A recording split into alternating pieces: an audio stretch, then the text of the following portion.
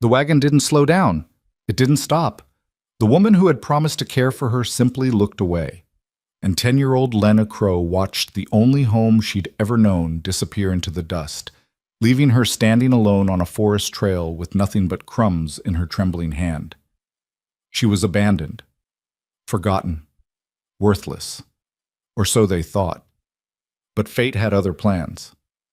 The wealthiest cowboy in 3 counties was about to ride down that very trail, and what happened next would change everything. If you want to see how one little girl's tragedy became the greatest story of redemption the West has ever known, stay with me until the very end. Hit that like button, drop a comment with your city so I can see how far this story travels, and let's begin. The morning sun rose blood red over the Montana Territory, painting the sky in shades of warning that no one bothered to heed. It was the summer of 1887, and the land stretched endless and unforgiving beneath a heaven that seemed to hold its breath, waiting for something terrible to happen. Lena Crow sat in the back of the wagon with her knees pulled tight against her chest, making herself as small as possible. She had learned long ago that small things were harder to notice, and things that weren't noticed were less likely to be hurt. The wooden planks beneath her were rough and splintered, but she didn't shift or complain. Complaining was dangerous. Complaining made people remember you existed. The wagon belonged to Martha Greer, a woman with hands like leather and eyes like winter ice. Martha ran a small farm 3 towns back, and she had taken Lena in 8 months ago when the orphanage in Helena had closed its doors for good. Charity case, Martha had called her to the neighbors. Another mouth to feed, but the Lord asks sacrifice of us all. But there had been no charity in Martha's house. There had been work, endless, backbreaking work that started before dawn and ended long after dark. There had been scraps of food eaten standing up in the corner of the kitchen while Martha's own children sat at the table. There had been a bed made of old grain sacks in a corner of the barn, where Lena slept curled up against the cold while rats scratched in the walls around her. And now there was this. The wagon had been moving since before sunrise, heading deeper into the wilderness along a trail Lena didn't recognize. She hadn't asked where they were going. Questions invited anger, and anger invited pain. So she sat in silence, watching the trees grow thicker and the sky grow smaller, and she waited. Martha's husband, Silas, drove the wagon with his shoulders hunched and his eyes fixed straight ahead. He was a thin man with a thin voice, and he never spoke to Lena at all. She might have been invisible to him, a ghost riding in the back of his wagon, and perhaps that was exactly what he wanted her to be. The children, Martha's real children, had stayed behind at the farm. Lena had heard them laughing as the wagon pulled away, their voices bright and careless in the morning air. They had never liked her. She was the girl who did their chores, the girl who took their punishments when things went wrong, the girl whose existence reminded them how lucky they were to have a mother who loved them. The trail narrowed. The trees pressed closer. And still the wagon moved forward, deeper into nowhere. It was nearly noon when Martha finally spoke. "Stop here." Silas pulled the horses to a halt without a word. The wagon creaked and groaned as it settled, and for a long moment there was no sound but the wind moving through the pines and the distant cry of a hawk circling overhead. Lena's heart began to beat faster. She didn't know why, but something in the air had changed, something that tasted like danger. Martha climbed down from the wagon's seat, her boots hitting the packed earth with a heavy thud. She walked around to the back where Lena sat, and she stood there for a moment, looking at the girl with an expression that Lena couldn't read. "Get out," Martha said. Lena didn't move. Her body had frozen, locked in place by an instinct older than thought. She had learned to recognize the moments before something bad happened, the way the air seemed to thicken and time seemed to slow, and she recognized that moment now. "I said get out." Martha's voice was harder now, edged with impatience. "Don't make me say it again." Slowly, carefully, Lena uncurled herself and climbed down from the wagon. Her legs trembled beneath her, but she forced them to hold steady. She was wearing the same dress she had worn for the past 3 months, a faded gray thing that had once belonged to Martha's daughter and had been thrown to Lena when it became too stained and torn for anyone else to want. Her feet were bare. She had never been given shoes. Martha reached into the wagon and pulled out a small bundle. a handkerchief tied around something that crinkled like paper. She thrust it toward Lena, and Lena took it automatically, her fingers closing around the rough fabric. "There's bread in there," Martha said, "and some cheese. It should last you a day or two if you're careful." Lena stared at the bundle in her hands. Her mind was working slowly, putting together pieces that didn't want to fit. Bread, cheese, a day or two. "I don't understand," she whispered. Martha's face didn't change. "What's there to understand? You're staying here." The words hit Lena like a physical blow. She stumbled backward, her heel catching on a root, and she barely kept herself from falling. Staying here? But there's nothing here. There's no house. There's no—" "I know what there is and isn't," Martha cut her off. "Don't you think I know? This is where you belong now. This is where you stay." "But why?" The word tore itself from Lena's throat before she could stop it. "What did I do? I did everything you asked. I worked every day. I never complained. You never stopped being a burden," Martha said coldly. "You think food grows from nothing? You think there's endless room at my table? The crops failed this year. The well's running dry. I've got 3 children of my own to feed, and I can't afford to keep carrying dead weight." Dead weight. The words burned in Lena's chest like hot coals. She had worked harder than anyone. She had done everything, been everything they wanted her to be. And still it wasn't enough. Still, she was nothing. "Please," Lena heard herself say. The word came out thin and broken, the plea of a child who already knew she was begging for nothing. "Please, I'll work harder. I'll eat less. I won't be any trouble. I promise. Just please don't—" "Enough." Martha turned away, dismissing Lena's words like she was swatting at a fly. "This is done. I've made my decision. You'll be fine out here. Someone will come along eventually. Someone always does." She climbed back onto the wagon seat beside Silas, who still hadn't turned around, still hadn't looked at the girl they were abandoning in the middle of nowhere.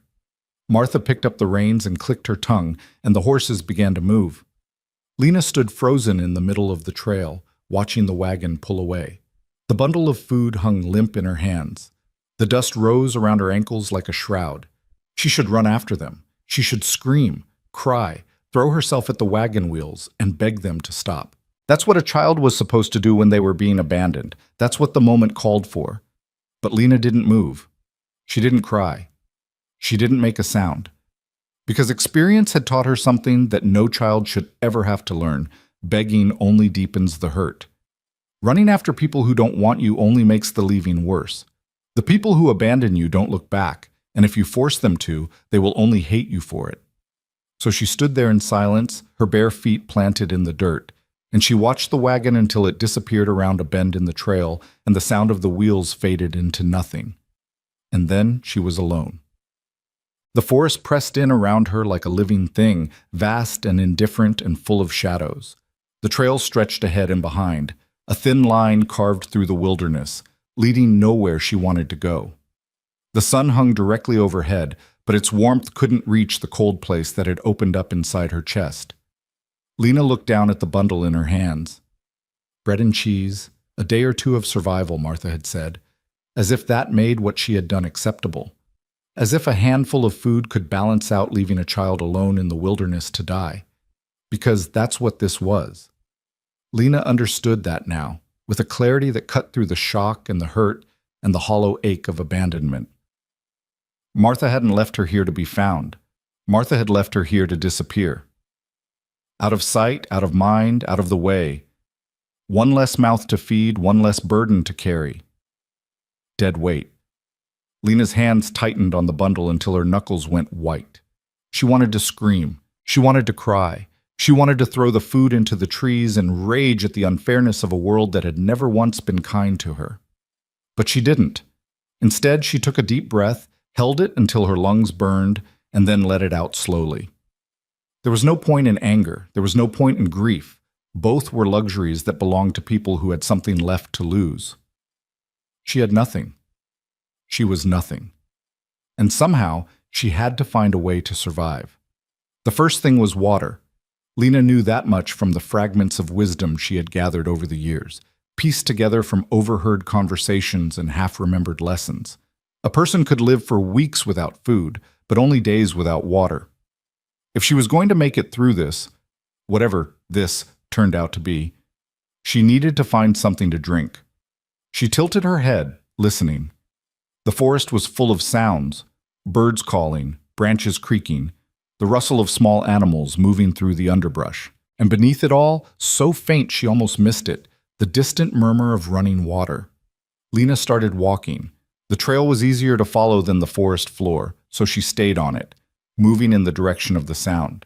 Her bare feet had long since grown tough from months of going without shoes, but the stones and roots still bit into her soles, and she had to pick her path carefully to avoid the worst of them. As she walked, she thought about how she had come to this moment. It was a familiar exercise, a way of reminding herself that her current situation was not unique, that she had survived being unwanted before and could survive it again. She had been born in a mining town called Copper Ridge, or so she'd been told. Her mother had died in childbirth, and her father, a miner named Thomas Crow, had tried his best for 6 years before a tunnel collapse had taken him too. After that, there had been the orphanage in Helena, a grim building full of grim children overseen by grim women who saw their charges as a duty rather than a calling. She had stayed there for 3 years, watching other children get adopted while she remained behind. She was too quiet, the matron said. Too strange. Too difficult to place. Families wanted cheerful children, easy children, children who smiled and laughed and didn't look at them with eyes too old for their faces. When the orphanage closed, lack of funding, lack of interest, lack of anyone who cared, the remaining children had been farmed out to whoever would take them. Some went to families who wanted helpers. Some went to businesses looking for cheap labor. And Lena had gone to Martha Greer, who had taken her for the work she could do and discarded her the moment that work was no longer worth the cost. It was a familiar story. It was her story. And now, apparently, her story was ending on a nameless trail in the middle of nowhere, alone and abandoned and forgotten, unless she refused to let it end. The sound of water grew louder as she walked, and soon she could see it, a small creek cutting through the forest, its surface glittering in the patches of sunlight that filtered through the trees.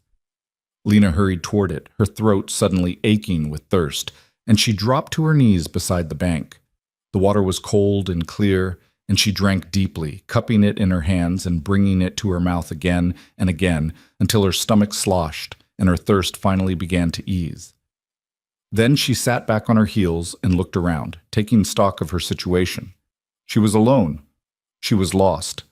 She had no shelter, no weapons, no way to protect herself from the predators that surely roamed these woods. She had a handful of food that would last a day or two at most, and after that, she would have to find a way to feed herself or starve. The odds were not in her favor. A more experienced person might have despaired. A younger child might have broken down entirely, overwhelmed by the enormity of what she faced. But Lena Crow was neither experienced nor young.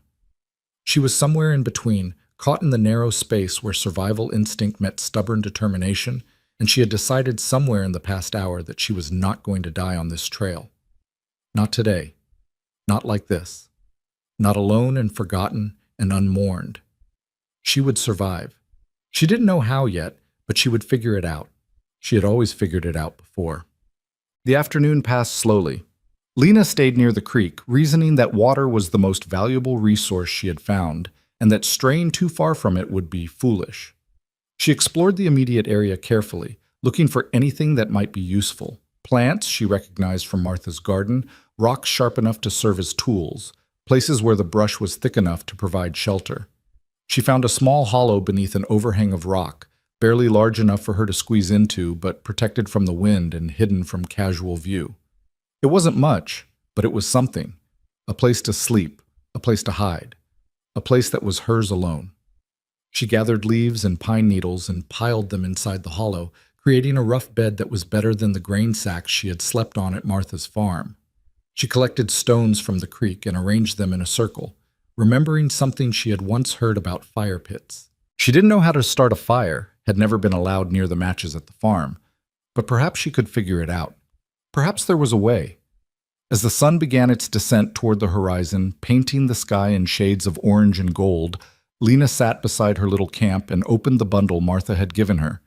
Inside, wrapped in a stained handkerchief, she found a heel of stale bread and a small wedge of cheese that had already begun to sweat in the heat. It wasn't much. It was barely anything at all. But it was more than she'd had on many days at the farm, and she ate it slowly, savoring each bite, making it last. When she was finished, she carefully folded the handkerchief and tucked it into her pocket. It was dirty and worn, but it was hers now, one of the only things in the world that belonged to her alone. The shadows lengthened, the air grew cool, and as the first stars began to appear in the darkening sky, Lena crawled into her hollow beneath the rock and curled into a ball, pulling her thin dress tight around her. She was alone. She was afraid. She was a 10-year-old girl who had been thrown away like garbage, left to die in the wilderness by people who had never seen her as human. But she was alive.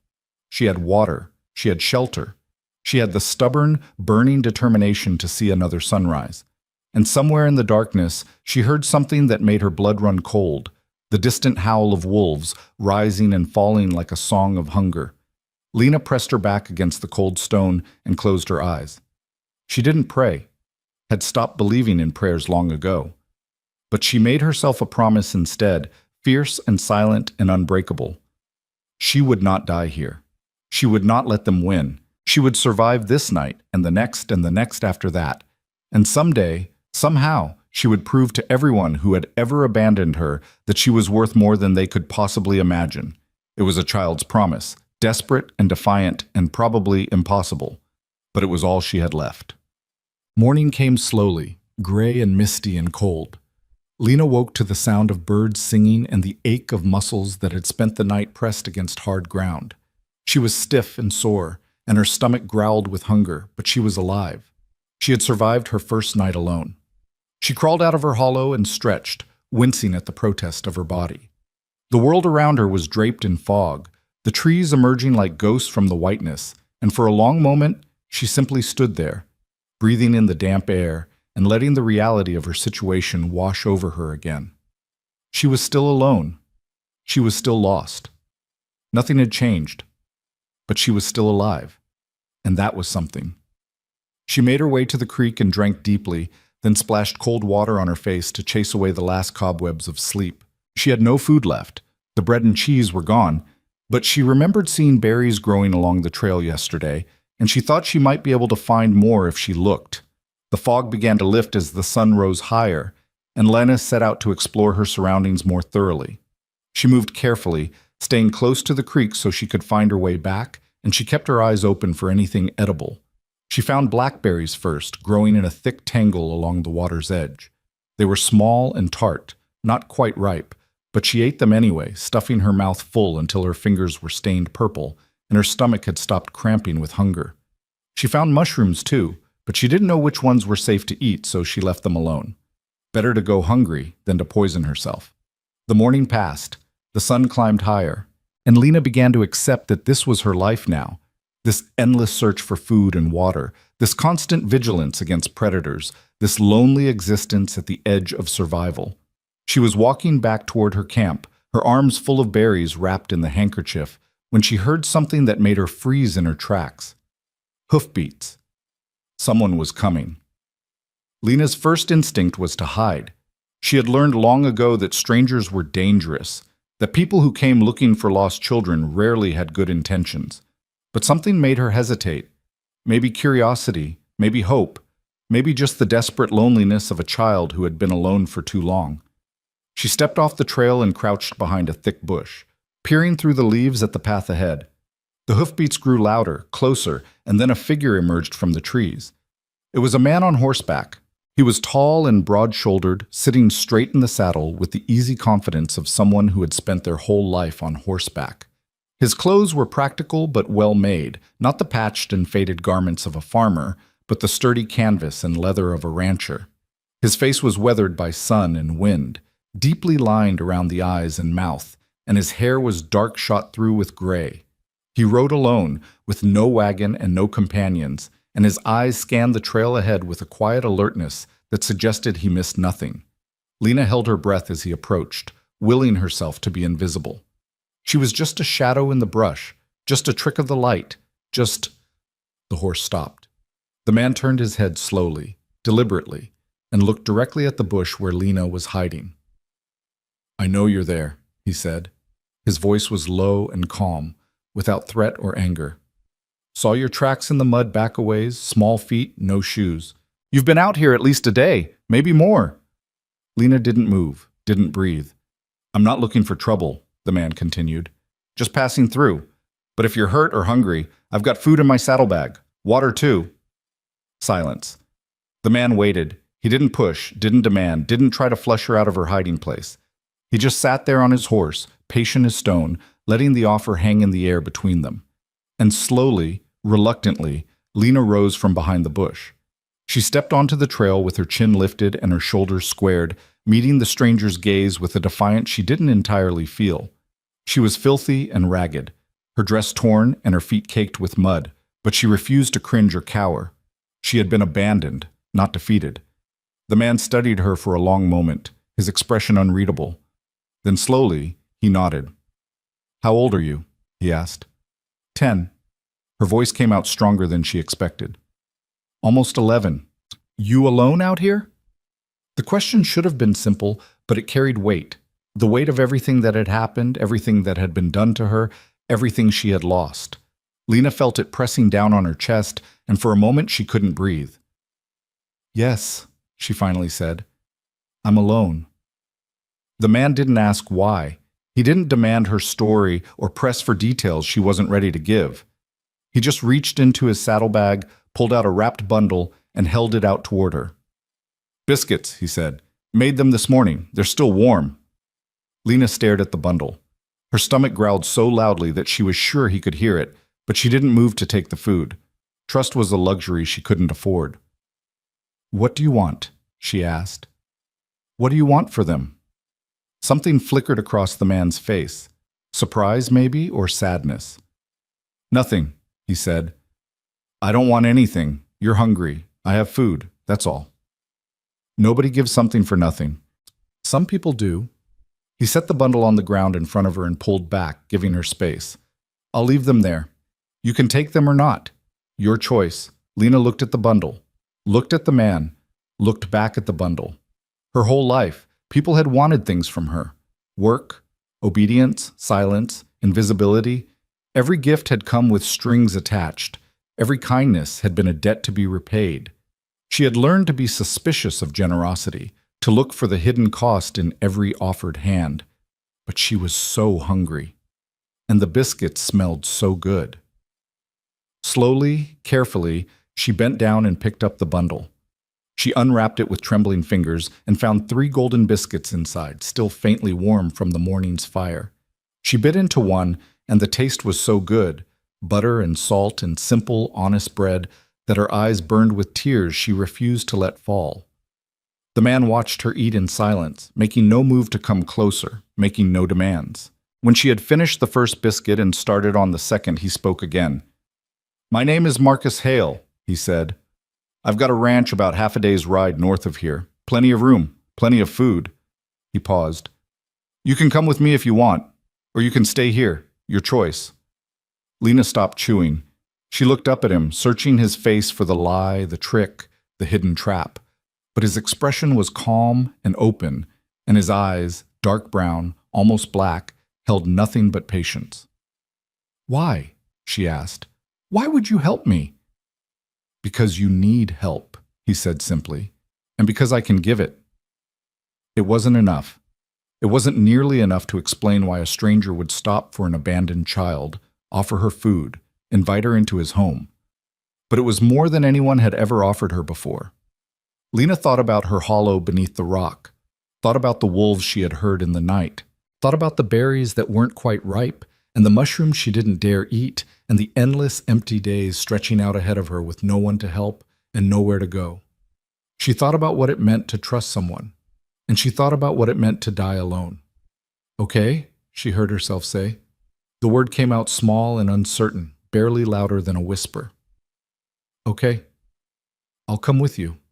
Marcus Hale nodded once, as if this was exactly what he had expected.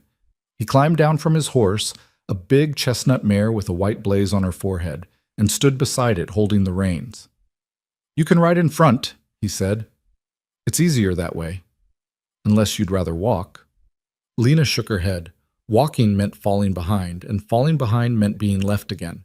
She had done enough walking. He helped her up onto the horse, lifting her with an ease that suggested he was stronger than he looked, and then swung up behind her. The saddle was wide enough for both of them, and Lena found herself surrounded by warmth. The warmth of the horse beneath her, the warmth of the man behind her, the warmth of the sun now fully risen above the trees. "Hold on to the saddle horn," Marcus said. "We'll take it slow." The horse began to move, and Lena felt the trail sliding away beneath her, carrying her away from the place where she had been abandoned and towards something she didn't yet understand. She didn't know what waited for her at Marcus Hale's ranch. She didn't know if she could trust him or if this was just another temporary stop on the long road to nowhere. But for the first time in as long as she could remember, she felt something that might have been hope. It was small and fragile and afraid to show itself, like a candle flame in a room full of wind. But it was there. And as the forest opened up before them and the trail widened into something that almost resembled a road, Lena allowed herself to imagine, just for a moment, what it might be like to belong somewhere. She didn't know that Marcus Hale was the wealthiest rancher in 3 counties. She didn't know that his land stretched for miles in every direction, or that he had built his fortune through decades of hard work and careful planning. She didn't know that he had lost his wife to fever 10 years ago and his only son to a riding accident 5 years after that, or that he had spent the last 5 years alone in a house built for a family he no longer had. She didn't know any of that. All she knew was that he had stopped for her, that he had offered her food without asking for anything in return, that he had given her a choice when everyone else had only ever given her orders. And for now, that was enough. The horse carried them northward, away from the trail where Lena had been left to die, toward a future she couldn't yet see. Behind them, the forest swallowed up her hollow beneath the rock, her pile of leaves and pine needles, the stones she had arranged in a circle for a fire she had never learned to build. Behind them, everything she had been was fading into memory. Ahead of her, something new was waiting. Lena Crow held tight to the saddle horn and watched the world pass by, and she made herself another promise, fierce and silent and unbreakable. Whatever came next, she would face it. Whatever this man wanted from her, she would survive it. And whatever this ranch turned out to be, she would find a way to make it hers. Because she was done being abandoned, done being thrown away, done being dead weight. From now on, she would be something else entirely. She just didn't know what yet. The ranch appeared on the horizon like something out of a dream that Lena had never dared to have. They had been riding for hours, the sun tracking its slow arc across the sky while the forest gave way to rolling grassland, and the grassland gave way to something else entirely. A valley so wide and green that it seemed to stretch all the way to the edge of the world. Mountains rose in the distance, their peaks still crowned with snow despite the summer heat, and between them and the trail lay more land than Lena had ever seen in one place.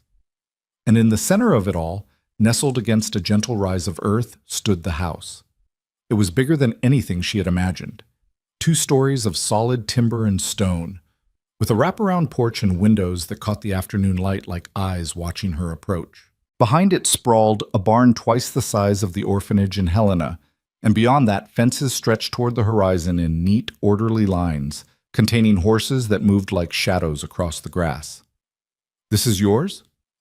The words came out before Lena could stop them, small and disbelieving. "This is home," Marcus said simply.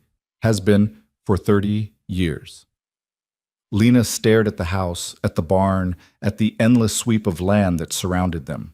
She had known he was wealthy, had sensed it in the quality of his clothes, the health of his horse, the quiet confidence in his voice. But she hadn't understood what wealthy meant. Not really. Not until now. The horse carried them down the final stretch of trail and into the yard, where a man emerged from the barn to meet them. He was younger than Marcus, with sun-darkened skin and calloused hands, and he looked at Lena with an expression of undisguised surprise. "Boss," he said, taking the horse's reins, "didn't expect you back till tomorrow. And you've brought—" He trailed off, clearly uncertain how to finish the sentence. "Her name is Lena," Marcus said, swinging down from the saddle. He reached up and lifted her down after him, setting her on her feet with the same easy strength he had shown before. "She'll be staying with us for a while. See that a room is made up for her in the main house." The man's eyebrows rose, but he didn't argue. "Yes, sir. I'll tell Rosa." "Do that." And Tom? Marcus paused, his voice dropping low. She's been through something. I don't know what yet, and I'm not asking, but she's under my protection now. Make sure everyone understands that. Something passed between the two men, an understanding that Lena couldn't quite read but could feel in the air between them. Tom nodded slowly, his expression shifting from surprise to something more thoughtful. Understood, boss. I'll spread the word. Marcus turned back to Lena, and for the first time she saw something like gentleness in his weathered face. Come on, he said. Let's get you inside. Get some real food in you. Get you cleaned up. He started toward the house, and Lena followed, because what else could she do? She was a stranger in a strange place, surrounded by land she didn't know and people she didn't trust. And the only thing keeping her from running was the simple fact that she had nowhere else to go. The porch steps creaked beneath her bare feet as she climbed them. The front door swung open before Marcus could reach it, and a woman appeared in the doorway, middle-aged, with gray-streaked hair pulled back in a practical bun and a face that looked like it had seen its share of hard years. "Mr. Hale," she said, and then her eyes fell on Lena and widened. Oh my. Rosa, this is Lena. She needs a bath, a meal, and a bed. Not necessarily in that order." The woman, Rosa, looked from Marcus to Lena and back again. Something unspoken passed between them, and then Rosa's expression softened into something that might have been compassion. "Come here, child," she said, reaching out her hand. "Let's get you sorted out." Lena hesitated. She looked at Marcus, searching his face for some indication of what she should do, but he only nodded. "Go on," he said. "Rosa runs this house. She'll take care of you." It wasn't trust that made Lena take Rosa's hand. It was exhaustion, bone deep and absolute, the kind that came from spending 2 days alone in the wilderness with nothing but fear and determination to keep her alive. She was tired of being strong, tired of being vigilant, tired of carrying the weight of her own survival on shoulders that were never meant to bear it. So she let Rosa lead her into the house, through a hallway that smelled of wood smoke and something savory cooking, up a staircase that seemed to go on forever, and into a room that made her stop dead in her tracks. It was beautiful. A real bed stood against one wall, not a pile of grain sacks or a cot in the corner, but an actual bed with a metal frame and a mattress that looked thick and soft. A window looked out over the valley below, letting in the golden light of late afternoon. There was a dresser with a mirror, a wardrobe for clothes, a braided rug on the floor that was cleaner than anything Lena had ever been allowed to touch. "This is mine?" she whispered. Rosa smiled, and for the first time Lena saw real warmth in another person's eyes. "This is yours, child, for as long as you need it." Lena stood in the doorway, unable to move. She had never had a room before, had never had a space that was hers alone, a door she could close, a place where she could exist without being watched or judged or measured against impossible standards.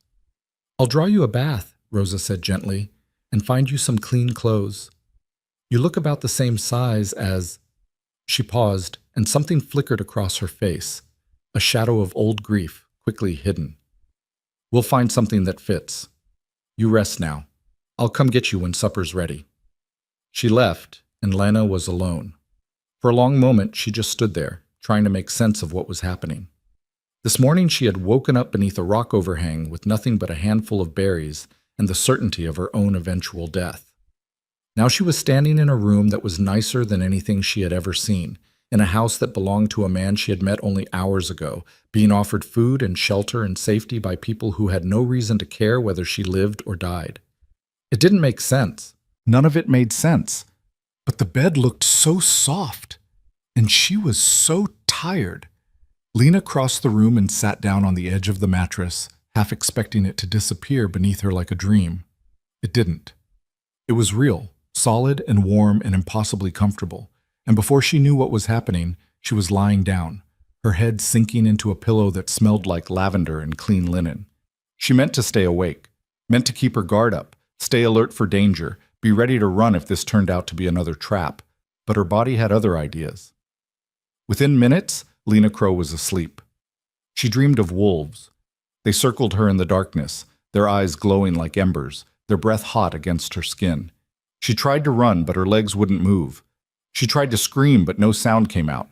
The wolves drew closer, closer, and she could feel their hunger, ancient and endless and patient, waiting for her to give up, to stop fighting, to become nothing. And then a voice cut through the darkness.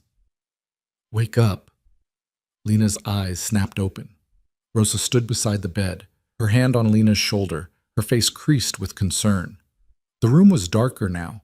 The golden light of afternoon had faded to the soft gray of twilight, and for a moment Lena didn't know where she was.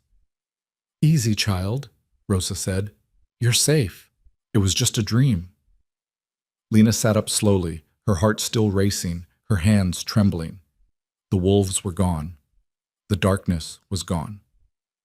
She was in the beautiful room with the soft bed and the window overlooking the valley, and she was safe. Safe. The word felt foreign in her mind, like a language she had forgotten how to speak. "Supper's ready," Rosa said gently. "Can you walk? Or do you need a minute?" "I can walk." Lena pushed herself to her feet, surprised to find that her legs were steady beneath her. "I'm okay." Rosa looked at her with an expression that suggested she didn't quite believe that, but she didn't argue. "There's a bath waiting for you down the hall. Clean clothes on the chair, take your time, and come down when you're ready. Mr. Hale doesn't stand on ceremony." The bath was unlike anything Lena had ever experienced. She had bathed before, of course, quick, cold dunks in horse troughs or buckets of rainwater that left her shivering and barely cleaner than before. But this was different. This was a copper tub filled with hot water that steamed in the cool air, scented with something floral that made her head swim. She climbed in carefully, expecting the water to burn, but it was perfect. Warm enough to soothe her aching muscles, hot enough to make her feel clean in a way she hadn't felt in months. She scrubbed away the dirt of the forest, the grime of the trail, the lingering residue of everything Martha Greer had put her through. And when she finally emerged from the tub, she felt like a different person. The clothes Rosa had left for her were simple but well made: a cotton dress in pale blue, a pair of thick socks, and shoes. Real shoes. Lena stared at them for a long moment, remembering all the mornings she had walked barefoot through mud and frost because Martha had never seen fit to give her footwear. She put them on. They fit perfectly. And then she went downstairs to face whatever came next. The dining room was smaller than Lena had expected. Not the grand hall she had imagined, but a cozy space with a wooden table and chairs and a fireplace that crackled with warmth. Marcus sat at the head of the table, and he looked up when she entered. "There you are," he said. "Feeling better?" Lena nodded, not trusting her voice. "Sit down." He gestured to the chair beside him. "Rosa's made enough food to feed an army. Hope you're hungry." She was. She was so hungry that her stomach had stopped growling and settled into a kind of dull, constant ache, the kind that came from going too long without enough. But she sat down carefully, arranging herself in the chair with the precise, deliberate movements of someone who had learned to take up as little space as possible. Marcus noticed. Of course he noticed. Lena was beginning to understand that this man noticed everything. But he didn't comment. He just waited while Rosa brought out platters of food: roasted chicken, potatoes, fresh bread, vegetables from the garden, and set them on the table between them. "Eat," Marcus said, "as much as you want. There's more where that came from." Lena stared at the food. There was more here than she would have eaten in a week at Martha's farm, more than she had seen in one place since the orphanage closed, more than she had ever dared to hope for. She reached out slowly and took a piece of bread. It was warm, soft, fresh from the oven. She bit into it and something inside her chest cracked open, a wall she hadn't known she was holding up, a defense she hadn't realized she needed. The bread tasted like heaven. It tasted like safety. It tasted like everything she had ever wanted and never been allowed to have. And before she could stop herself, she was crying. The tears came without warning and without permission, sliding down her cheeks and dripping onto the table, and Lena couldn't do anything to stop them. She sat there with the bread in her hand and her shoulders shaking, and she cried like she hadn't cried since her father died, like she hadn't cried in all the years since, because crying was weakness, and weakness was dangerous, and she had never been allowed to be weak. But she couldn't stop. The tears kept coming, wave after wave of grief and relief, and something she couldn't name, and she was sure that Marcus would be angry now, sure that he would tell her to stop, to be quiet, to control herself. "It's all right."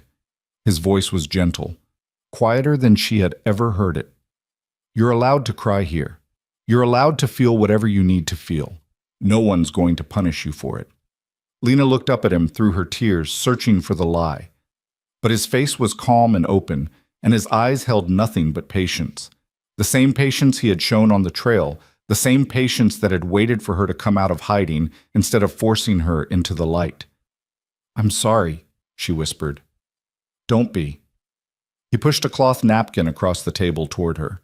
"When you've been through what you've been through, tears are the least of it. Just let them come. They'll stop when they're ready." She didn't know how he knew what she'd been through. She hadn't told him anything, not about Martha, not about the orphanage, not about the years of being unwanted and unloved and thrown away like garbage. But somehow, he seemed to understand. Maybe it was written on her face. Maybe it was in the way she moved, the way she flinched at sudden sounds, the way she sat like she was waiting for a blow that never came. Maybe survival left its marks in ways that only other survivors could read. The tears slowed. Stopped. Lena wiped her face with the napkin and took a shaky breath. "Better?" Marcus asked. She nodded. "Good. Now eat, and don't rush. We've got all the time in the world." They ate in silence for a while, and Lena found herself relaxing despite her best intentions. The food was good, better than anything she had ever tasted, and there was something about Marcus's presence that made her feel less alone. He didn't push, didn't pry, didn't demand explanations or confessions or gratitude. He just sat there, eating his own meal, occasionally glancing out the window at the darkening valley beyond. Finally, when Lena had eaten more than she thought her stomach could hold, Marcus set down his fork and looked at her. "I'm not going to ask what happened to you," he said. "That's your story to tell or not tell, as you choose. But I need you to understand something." Lena tensed, waiting for the condition, the price, the hidden cost of everything she had been given. "You're safe here," Marcus continued. "For as long as you want to stay, this is your home. No one's going to hurt you. No one's going to send you away. And no one," his voice hardened just for a moment, "is going to make you feel like you don't belong." She wanted to believe him. She wanted to so badly that it hurt, a physical ache in her chest that had nothing to do with the food she had eaten. But she had believed people before. She had trusted before. And every time, without fail, they had let her down. "Why?" she asked. The same question she had asked on the trail, and still the one she couldn't answer. "Why are you doing this? You don't know me. You don't owe me anything." Marcus was quiet for a long moment. He stared out the window, and Lena saw something shift in his expression, a shadow of old pain, quickly hidden. "I had a daughter," he said finally. "Not by blood. She came to us the way you came to me. Showed up at the ranch one day, half-starved and running from something she never talked about. My wife, Catherine, she saw something in her. Took her in. Raised her like our own." He paused, and Lena waited, not daring to breathe. "She died. Fever took her, same fever that took Catherine 10 years ago. She was 16 years old, and she was the brightest thing this ranch had ever seen."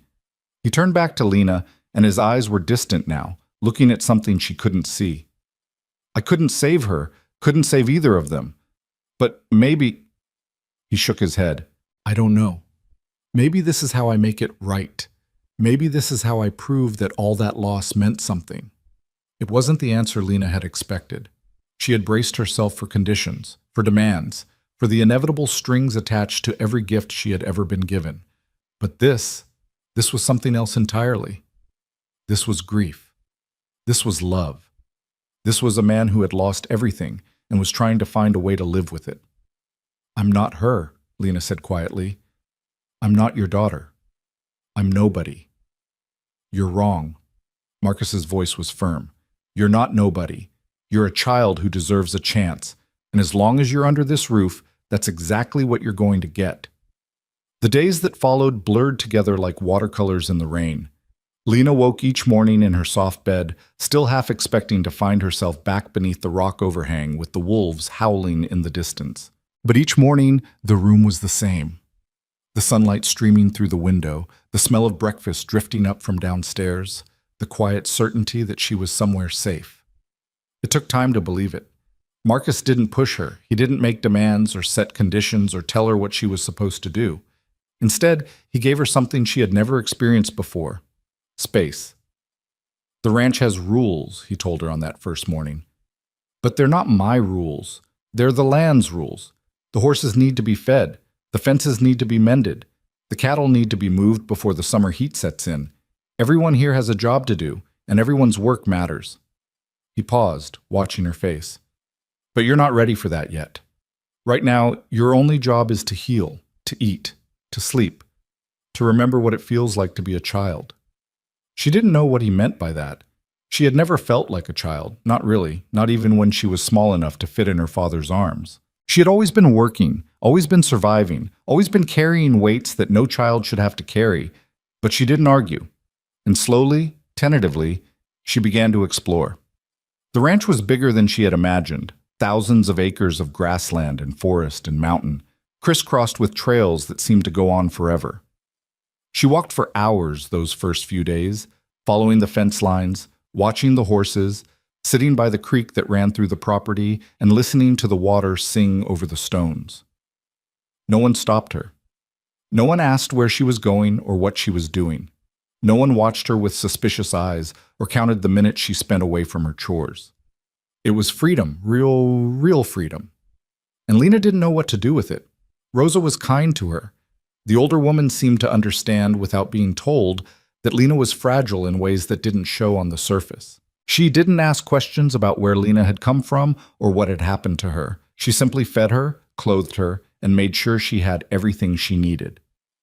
"You remind me of someone," Rosa said one afternoon as Lena helped her shell peas in the kitchen. It was the first time Lena had offered to help with anything, and Rosa had accepted without comment, simply handing her a bowl and showing her what to do. "Who?" Lena asked. "Someone I knew a long time ago." Rosa's hands moved with practiced ease, splitting the pods and tumbling the peas into a waiting bowl. A girl who came to this ranch with nothing but the clothes on her back and more hurt in her eyes than anyone should have to carry. Lena's hands stilled. What happened to her? She healed. Rosa smiled, soft and sad. It took time, more time than anyone expected, but she healed, and when she left this ranch, she was whole again. She left? Everyone leaves eventually. That's the way of things. Rosa looked at her, and her eyes were gentle. But that doesn't mean the leaving has to hurt. Sometimes leaving is just the next part of the story. Lena thought about that for a long time afterward. She thought about all the leaving she had done, the leaving that had been forced on her, the leaving that had felt like dying.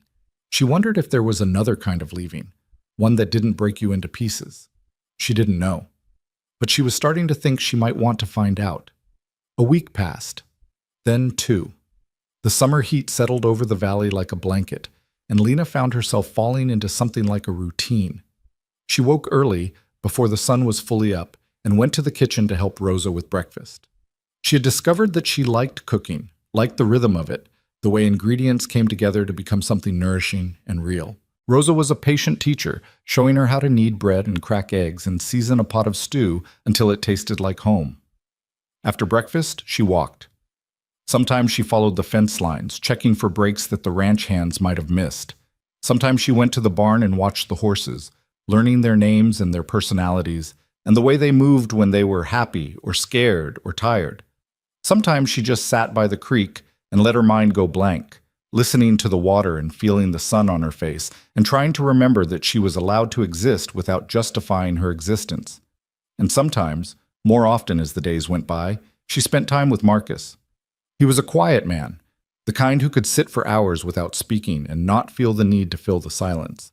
But when he did speak, his words carried weight. He told her about the ranch, how he had built it from nothing, how he had fought for every acre, how he had buried his wife beneath the old oak tree on the hill and his daughter beside her. "Loss is part of life," he said one evening as they sat on the porch watching the sun set over the mountains.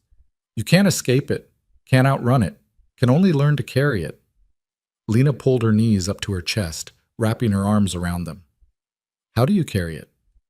"Same way you carry anything heavy, one step at a time." He looked at her, and his eyes were kind. "You've been carrying a lot, haven't you?" She didn't answer, but she didn't look away either. "I know what it's like," he continued, "to feel like the world doesn't want you, Like you're just taking up space, using up air, existing when you shouldn't be. I know what it's like to wonder if anyone would notice if you disappeared. Lena's breath caught in her throat. She had never said those words out loud, had barely allowed herself to think them, but hearing them from someone else, spoken so matter-of-factly, made them feel less like a shameful secret and more like a truth she was finally allowed to acknowledge. But here's the thing, Marcus said. Those feelings are liars. They tell you you're worthless, but they're wrong. They tell you no one cares, but they're wrong about that too. You matter. You matter because you're alive, and being alive is enough. Is it? The words came out before she could stop them. Is it really enough? It's a start. He turned back to the sunset, and his voice was soft. Give it time. The rest will follow. 3 weeks into her stay at the ranch, Lena met the horses.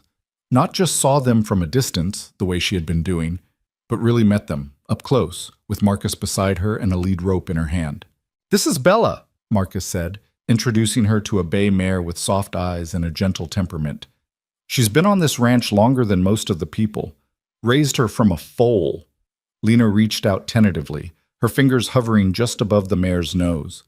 Bella snorted softly and pushed her muzzle into Lena's palm, her whiskers tickling the sensitive skin. "She likes you," Marcus observed. "How can you tell?" "She's not trying to bite you." A rare smile crossed his face. That's Bella's version of approval. Over the following days, Lena learned to care for the horses. She learned how to brush their coats and check their hooves and measure out their feed. She learned to read their body language, the flick of an ear that meant attention, the swish of a tail that meant annoyance, the soft nicker that meant trust. And slowly, she learned to ride. "Keep your heels down," Marcus instructed, walking beside her as Bella plodded around the corral. "Relax your shoulders. You're stiff as a fence post. I'm trying not to fall off." "You won't fall off. Bella wouldn't let you." He reached up and adjusted her grip on the reins. "Trust her. She knows what she's doing, even if you don't." Trust. That word again. It kept coming up over and over like a lesson she was supposed to be learning. Lena tried. She loosened her death grip on the saddle horn. She let her shoulders drop. She took a deep breath and allowed her body to move with Bella's rhythm instead of fighting against it.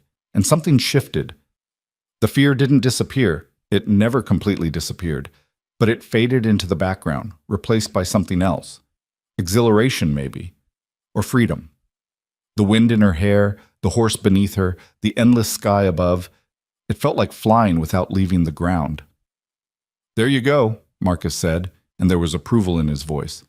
"You're a natural." She wasn't a natural. She knew that. She was a girl who had spent her whole life being told she wasn't good enough, wasn't smart enough, wasn't worthy of the air she breathed. But hearing those words spoken so casually, so sincerely, made her want to believe them. Maybe she could be a natural. Maybe she could be good at something. Maybe all those people who had told her she was nothing had been wrong. It was a dangerous thought. Hope always was. But Lena held on to it anyway. 1 month after Marcus found her on that forest trail, Lena finally told him her story. They were sitting on the porch again, watching the stars come out one by one. The night was warm, and the valley was quiet, and something about the darkness made it easier to speak. "Her name was Martha," Lena said, her voice barely above a whisper. "Martha Greer. She took me in after the orphanage closed." Marcus didn't respond. He just listened, his presence steady and solid beside her. "She needed help on the farm. That's why she took me. Not because she wanted a daughter or because she cared about me, just because I was young and strong enough to work." Lena's hands twisted in her lap. "I did everything she asked. Everything. I worked harder than anyone, ate less than anyone, never complained, never asked for anything. I thought if I was good enough, if I was useful enough, maybe she would—" She trailed off. The sentence didn't need to be finished. "This summer, the crops failed," she continued. "The well started running dry. Money got tight, and Martha decided she couldn't afford to keep feeding me anymore. So she took me out to the forest and left me there. Just left me. Like I was nothing, like I was garbage she couldn't be bothered to dispose of properly." Her voice cracked on the last word, but she didn't cry. She had cried enough. Tonight she just wanted to get the words out. "I waited," she said. I waited for her to come back. I knew she wouldn't. I knew, but I waited anyway. Because that's what you do when you're nothing. You wait for someone to decide you're worth something after all. The silence stretched between them, heavy with everything Lena had said and everything she hadn't. Finally, Marcus spoke. You're not nothing. His voice was rough, like the words were hard for him to say. You hear me? You're not garbage. You're not disposable. You're not dead weight or a burden or any of the other lies they told you. Lena shook her head. You don't understand. I've been abandoned before. This wasn't the first time. It won't be the last. People look at me and they see something wrong, something broken, something not worth keeping. Then they're blind. Marcus turned to face her, and his eyes were fierce in the starlight. I've seen a lot of people in my life, Lena. Good people and bad people and everything in between. And I've never met anyone who wasn't worth something. Not one single person. What about the bad ones? The ones who hurt people? Even them. They made choices, wrong choices. But they started out the same as everyone else. Just people, doing their best with what they had. He paused. The difference is in what you do with your pain. Some people let it make them cruel. Some people let it make them stronger. Lena looked down at her hands. They were rough now, calloused from weeks of work, but they were steady, stable, capable. Which one am I? She asked quietly. That's up to you. Marcus's voice softened. But I know which one I think you are. She didn't ask him to elaborate. She didn't need to. For the first time in as long as she could remember, Lena Crow felt like she might actually be worth something after all. The weeks turned into months. Summer faded into fall, and the valley transformed around her. The green grass turning gold, the leaves on the mountain slopes erupting into flames of red and orange and yellow. The air grew crisp, and the mornings came later, and the ranch settled into the rhythm of the changing season. And Lena changed with it. She grew stronger. The food and rest and safety had done what years of deprivation had failed to accomplish. She put on weight, built muscle, lost the haunted look that had shadowed her eyes since the day her father died. Her hair grew longer and shinier, her skin cleared up. She looked for the first time in her life like a healthy child. But the changes weren't just physical. She learned things at the ranch. Not just practical skills, though she learned plenty of those, but deeper things. Things about trust and hope and the slow, painful process of letting people in. She learned that Marcus Hale was a man of his word. When he said she was safe, he meant it. When he said she belonged, he believed it. He never raised a hand to her, never raised his voice, never made her feel small or unwanted or afraid. She learned that Rosa was more than just the housekeeper. She was the heart of the ranch, the one who remembered everyone's birthday and made sure there were flowers on the table and knew exactly when someone needed a kind word or a firm push. She had lost her own family years ago, a husband to the war, children to disease, and the ranch had become her home, her purpose, her reason to keep going. She learned that the ranch hands were good men, rough around the edges but decent at their core. They taught her how to rope and brand and ride, and they never once made her feel like she didn't belong. She was Mr. Hale's girl, they said, and that was enough for them. And slowly, hesitantly, Lena learned to believe that maybe, just maybe, she was worth caring about. It was Marcus who first suggested she choose a new name. They were in the barn, mucking out stalls, when he brought it up. Lena had taken to helping with the morning chores, finding comfort in the routine and the physical labor. There was something satisfying about work that had nothing to do with survival. Work that was just work, honest and simple and real. Crow, Marcus said, leaning on his pitchfork. That's the name they gave you at the orphanage? Lena nodded. I don't remember my mother's name. My father was Thomas, but I don't know if Crow was his real name or just something they put on a piece of paper. Do you like it? The name? She had never thought about it before. The name had simply been hers, a label attached to her without her input or consent. But now that Marcus asked, she realized that she had never felt any connection to it. Crow. It sounded dark, harsh, like something you'd call a bird that fed on carrion. I don't know, she said honestly. I've never thought about it. Well, think about it now. Marcus resumed his shoveling. A name is important. It's how the world sees you. And more than that, it's how you see yourself. What would I choose instead? Whatever feels right. He glanced at her, and there was something warm in his eyes. You've got time. No rush. Lena thought about it for days. She tried on different names in her mind, testing them like shoes that might or might not fit. But nothing felt right. Nothing felt like her. It wasn't until a week later, sitting by the creek where she had first heard the wolves howl, that the answer came to her. She had been watching the water flow over the rocks, mesmerized by the way it caught the light and turned it into diamonds. And she had thought about all the things she wanted to be, all the things she was learning to believe she could be, strong, brave, worthy. And then she thought about the mountains that rose in the distance, their peaks eternal and unchanging. She thought about how they had been there for millions of years, standing tall through storms and earthquakes and the slow erosion of time. Stone. She wanted to be like stone. Lena Stone, she said out loud, testing the words on her tongue. They felt solid, real. They felt like something she could grow into. She told Marcus that night at dinner. Stone, he repeated, turning the name over in his mind. Lena Stone. I like it. You do? I do. He nodded slowly. It suits you, strong, steady, hard to break. Lena smiled, a real smile, one that reached her eyes and stayed there.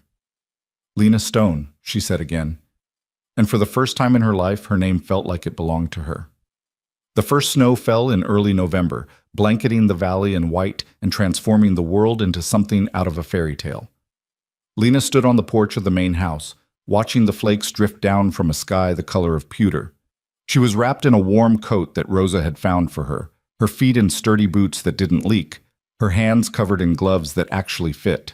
6 months ago, she had been abandoned on a forest trail with nothing but crumbs in her pocket and the certainty of her own eventual death. Now she was here. Warm, fed, safe, loved. She still couldn't quite believe it. Marcus came out to stand beside her, 2 cups of hot cider in his hands. He offered one to her, and she took it gratefully, wrapping her fingers around the warm ceramic. Beautiful, isn't it? He said, nodding at the snow. I've never seen anything like it. She took a sip of the cider, savoring the warmth as it spread through her chest. The snow in Helena was always dirty, gray. This is clean, Marcus finished for her. Everything's clean after a fresh snow, like the world is starting over. They stood in silence for a while, watching the flakes fall. Marcus, Lena said finally. Thank you. The words came out small, almost swallowed by the quiet of the snowfall. For everything. For stopping on that trail. For bringing me here. For... She trailed off, unable to find the right words. Marcus was quiet for a long moment. Then he reached out and rested a hand on her shoulder. A simple gesture, but one that carried more meaning than any words could have conveyed. You don't have to thank me, he said. This is what family does. Family. The word hung in the air between them, fragile and precious. Lena didn't know if she had a family. She didn't know if she was allowed to call these people, this man, this woman, this ranch, her own.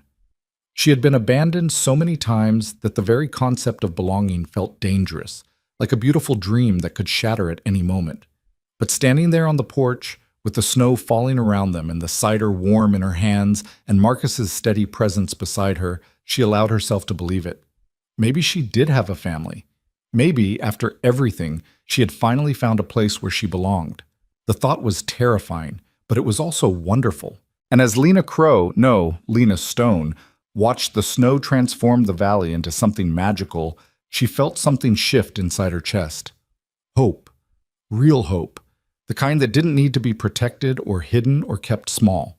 She was finally learning what it meant to be someone who mattered. Winter settled over the valley like a quiet promise, and Lena Stone learned what it meant to belong somewhere. The snow that had seemed so magical on that first November morning became a constant companion, piling up against the fences and drifting across the trails and transforming the ranch into an island of warmth in a sea of white. The work changed with the season. Less riding, more mending, more time spent in the barn making sure the animals were fed and sheltered and warm. And through it all, Lena grew. Not just physically, though that continued too. She was taller now, stronger, her body finally catching up to the years of neglect it had endured. But the real growth was happening somewhere deeper, in places she couldn't see or measure. She was learning to trust, learning to hope, learning to believe that the people around her weren't going to disappear the moment she let her guard down. It was terrifying, but it was also wonderful. Marcus taught her everything he knew about the land. He showed her how to read the weather and the clouds, how to find water in places that looked bone dry, how to track animals through the snow and identify plants that could heal or harm. He taught her the names of the mountains that surrounded the valley, the history of the trails that crisscrossed the property, the stories of the people who had lived and died on this land long before either of them was born. "This ranch isn't just dirt and grass," he told her one afternoon as they rode the fence line together, checking for damage from a recent storm. "It's memory. Every acre has a story. Every hill remembers something." Lena looked out over the snow-covered valley, trying to see what he saw. "What does this hill remember?" "This is where I asked Catherine to marry me." Marcus's voice was soft, touched with old grief and older love. 40 years ago, almost to the day. We were young and foolish and didn't have 2 nickels to rub together, but I knew, the moment I saw her, that I wanted to spend my life with her. "And she said yes?" She laughed first. A smile crossed his weathered face. "Said I was crazy, said we couldn't afford a wedding, let alone a marriage. But then she looked at me, really looked, and she said yes." He paused. "Best decision I ever made. Best decision she ever made too, I think." Lena was quiet for a moment, watching the wind lift snow from the ridge and scatter it across the sky like glitter. "Do you miss her?" "Every day." Marcus didn't hesitate. "Every single day. But missing her doesn't mean I stopped living. Catherine wouldn't have wanted that. She would have kicked my backside from here to Helena if I'd given up on life just because she wasn't in it anymore." He turned to look at Lena, and his eyes were kind.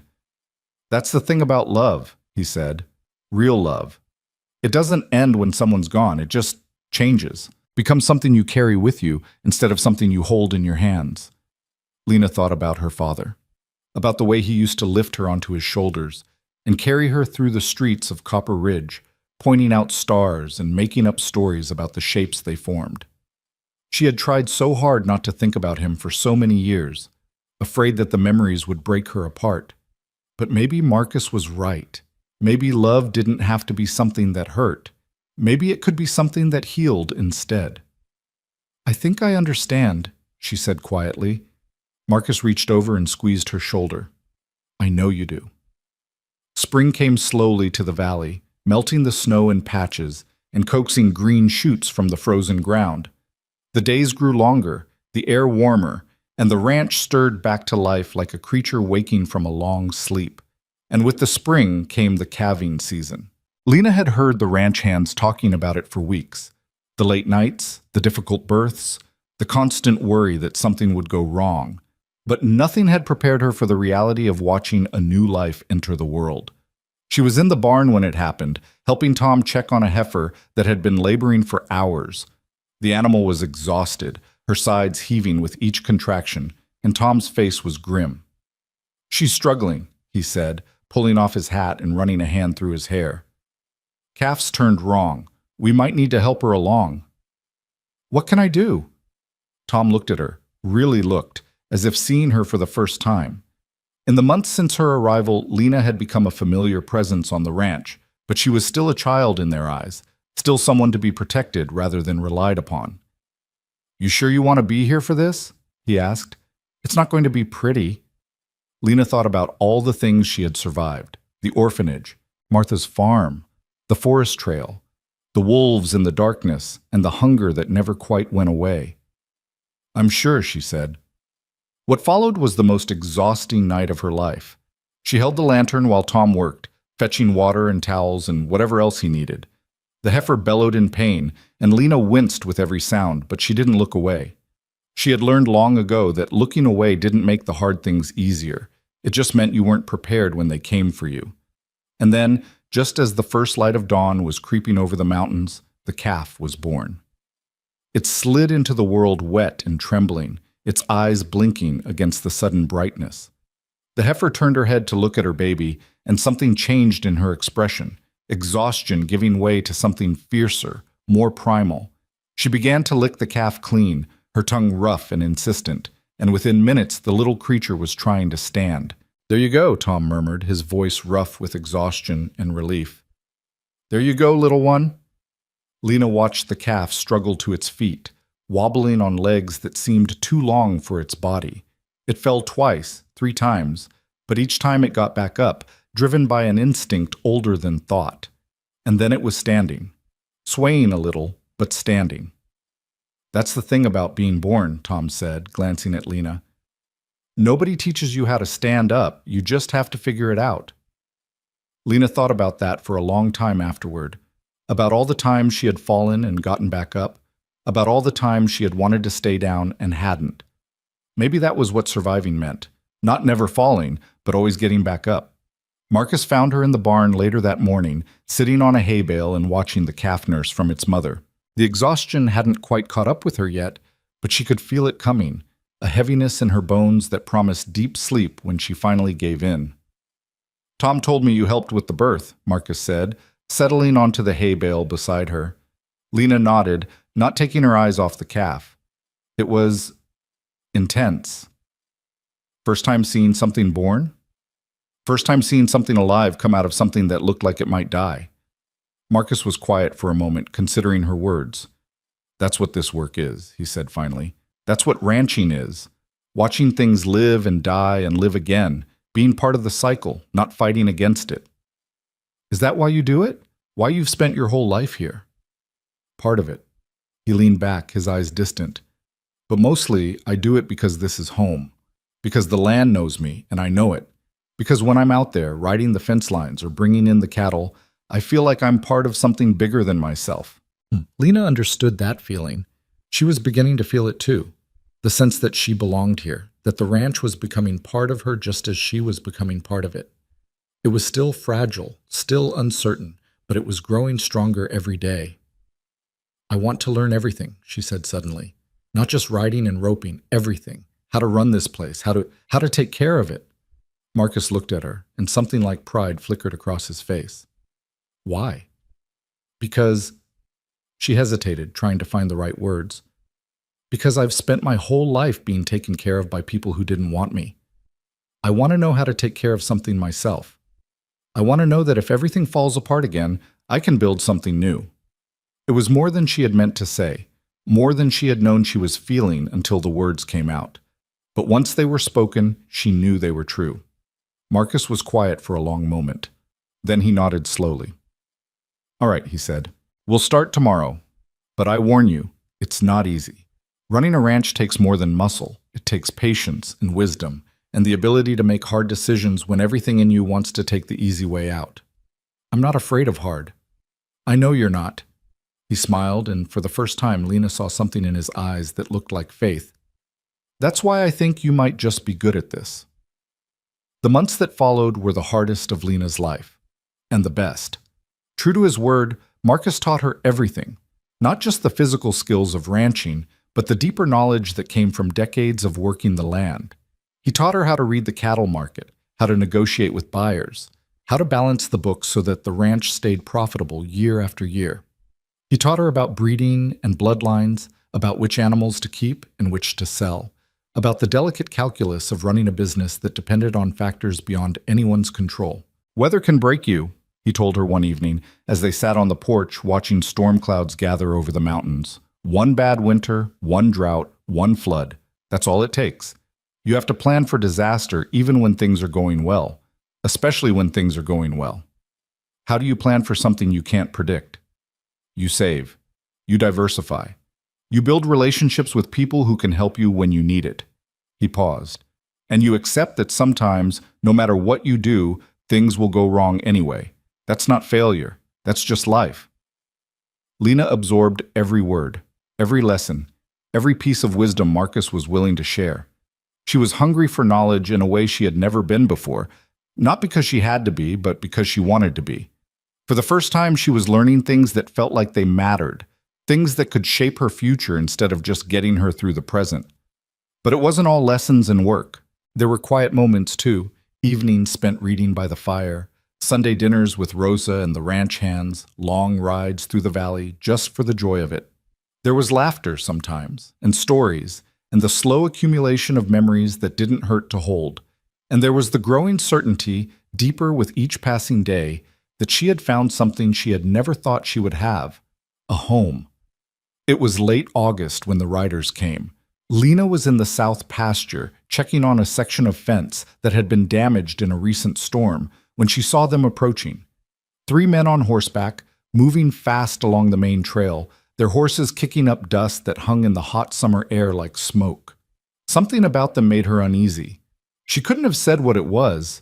Maybe the way they rode, hard and purposeful, or maybe the way they held themselves, shoulders squared and chins raised like men who expected to be obeyed. Whatever it was, it made her instincts prickle with warning. She finished her work quickly and rode back toward the main house, arriving just as the strangers were dismounting in the yard. Marcus was already there, standing on the porch with his arms crossed and his expression unreadable. Rosa hovered in the doorway behind him, her face tight with worry. "Mr. Hale." The lead rider tipped his hat, but there was no respect in the gesture. He was a big man, broad-shouldered and thick-necked, with a face that looked like it had been carved from granite and a scar that ran from his temple to his jaw. "Been a while." "Garrett," Marcus's voice was flat. "Didn't expect to see you again." "Life's full of surprises." The man, Garrett, let his eyes wander over the property, taking in the barn, the corrals, the horses grazing in the distance. "Place looks good. You've done well for yourself." "I've worked hard." "There's a difference." "Is there?" Garrett smiled, but it didn't reach his eyes. "The way I see it, you've got more than your share, more land than any one man needs, more cattle, more everything." His gaze settled on Marcus with predatory intensity. "My father never got over losing that south section to you, ate at him until the day he died." "Your father lost that land fair and square. He bet it in a card game, and he lost. That's not my fault." "Maybe not. But here's the thing." Garrett stepped forward, and his men moved with him, flanking him like wolves around a pack leader. "I don't care about fair. I care about what's mine. And the way I see it, that south section should have stayed in my family." Lena had dismounted and was standing near the corner of the house, watching the confrontation unfold. Her heart was pounding, and her palms were slick with sweat, but she didn't move, didn't draw attention to herself. "You're not getting that land, Garrett." Marcus's voice was hard as iron. "Not today, not ever. Your father made his choices, and those choices have consequences. That's how the world works. The world works, however, the strong decide it works." Garrett's smile widened. "And right now, I'm the strong one. I've got men, I've got resources, I've got—" His eyes flickered toward Lena, noticing her for the first time, and something ugly crossed his face. "What's this? You've got yourself a little orphan now?" Lena felt the words like a physical blow. Orphan. The word she had carried with her for so long, the label that marked her as unwanted and discarded. "Her name is Lena," Marcus said, and there was a warning in his voice that made Garrett's men shift uneasily. "And she's none of your concern." "Everything on this ranch is my concern." Garrett turned back to Marcus, dismissing Lena as easily as he might dismiss a fly. "Here's what's going to happen. You're going to sign over the south section. The papers are already drawn up. All you have to do is put your name on them, and we'll be on our way." "And if I refuse?" "Then things get complicated." Garrett's voice dropped, taking on a tone of menace that made the hair on Lena's arms stand up. "I've got lawyers. I've got connections. I can make your life very difficult, Hale, drag you through courts until you're buried in debt, challenge your land claims going back generations. By the time I'm done with you, you won't have a ranch left to defend." The threat hung in the air like poison. Marcus was silent for a long moment. Lena watched him, her heart in her throat, waiting for him to respond. When he finally spoke, his voice was calm, controlled, and utterly unyielding. "Get off my land." Garrett blinked. "Excuse me?" "You heard me. Get off my land. Take your men and your threats and your papers, and don't come back. This conversation is over." For a moment, Garrett looked genuinely surprised, like a man who had expected an easy victory and found a stone wall instead. Then his expression hardened, and the mask of civility dropped away entirely. "You're making a mistake, Hale." "Maybe, but it's my mistake to make." Marcus uncrossed his arms and stepped down from the porch, putting himself directly in front of Garrett. Despite the age difference, despite the fact that Garrett was bigger and younger and had two armed men at his back, Marcus didn't flinch. "This ranch has been in my family for 3 generations," he said, his voice low and fierce. "I built it with my own hands. I buried my wife here. I buried my daughter here. Every inch of this land has been soaked in my sweat and my blood and my tears. And you think you can walk in here with some piece of paper and take it from me?" He stepped closer until he and Garrett were almost nose to nose. "Try it," Marcus said. "Try it and see what happens." The silence that followed was absolute. Even the wind seemed to hold its breath. Then Garrett laughed, a harsh, ugly sound that broke the tension without dissolving it. "You've got spine, old man. I'll give you that." He stepped back, adjusting his hat. "But spine won't save you when the lawyers come. We'll be back. And next time, I won't be so polite." He swung back onto his horse, and his men followed suit. Within moments, they were riding away, their dust trail marking their passage like a scar across the land. Marcus watched them go, his jaw set and his fists clenched at his sides. Lena approached slowly, uncertain what to say. "Marcus?" she said softly. "Are you okay?" He didn't answer for a long moment. Then he let out a breath and turned to look at her. "The Garrett family has been a thorn in my side for 30 years, he said, his voice weary. "Jacob Garrett, that man's father, was my neighbor back when I was just starting out. We used to be friends, believe it or not. Then came the card game and the land, and suddenly we were enemies." "He died?" "5 years ago, bitter and broken and convinced that everything that went wrong in his life was my fault." Marcus shook his head. "Now his son is picking up where he left off, and he's more dangerous than his father ever was." "What are we going to do?"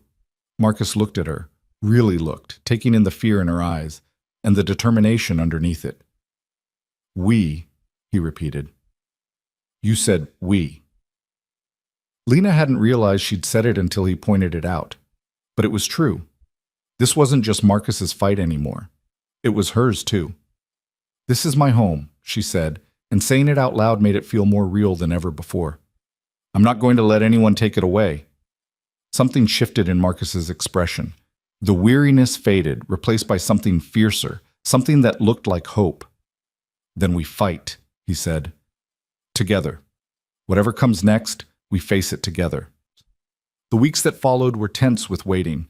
Marcus hired a lawyer from Helena, a sharp-eyed woman named Sarah Pemberton who reviewed his land claims and declared them solid. "Garrett doesn't have a legal leg to stand on," she said. "His father lost that land fair and square. The documentation is clear." "Then why is he pushing so hard?" "Because he's betting you'll back down. He's betting that the threat of a long, expensive legal battle will make you settle." She smiled grimly.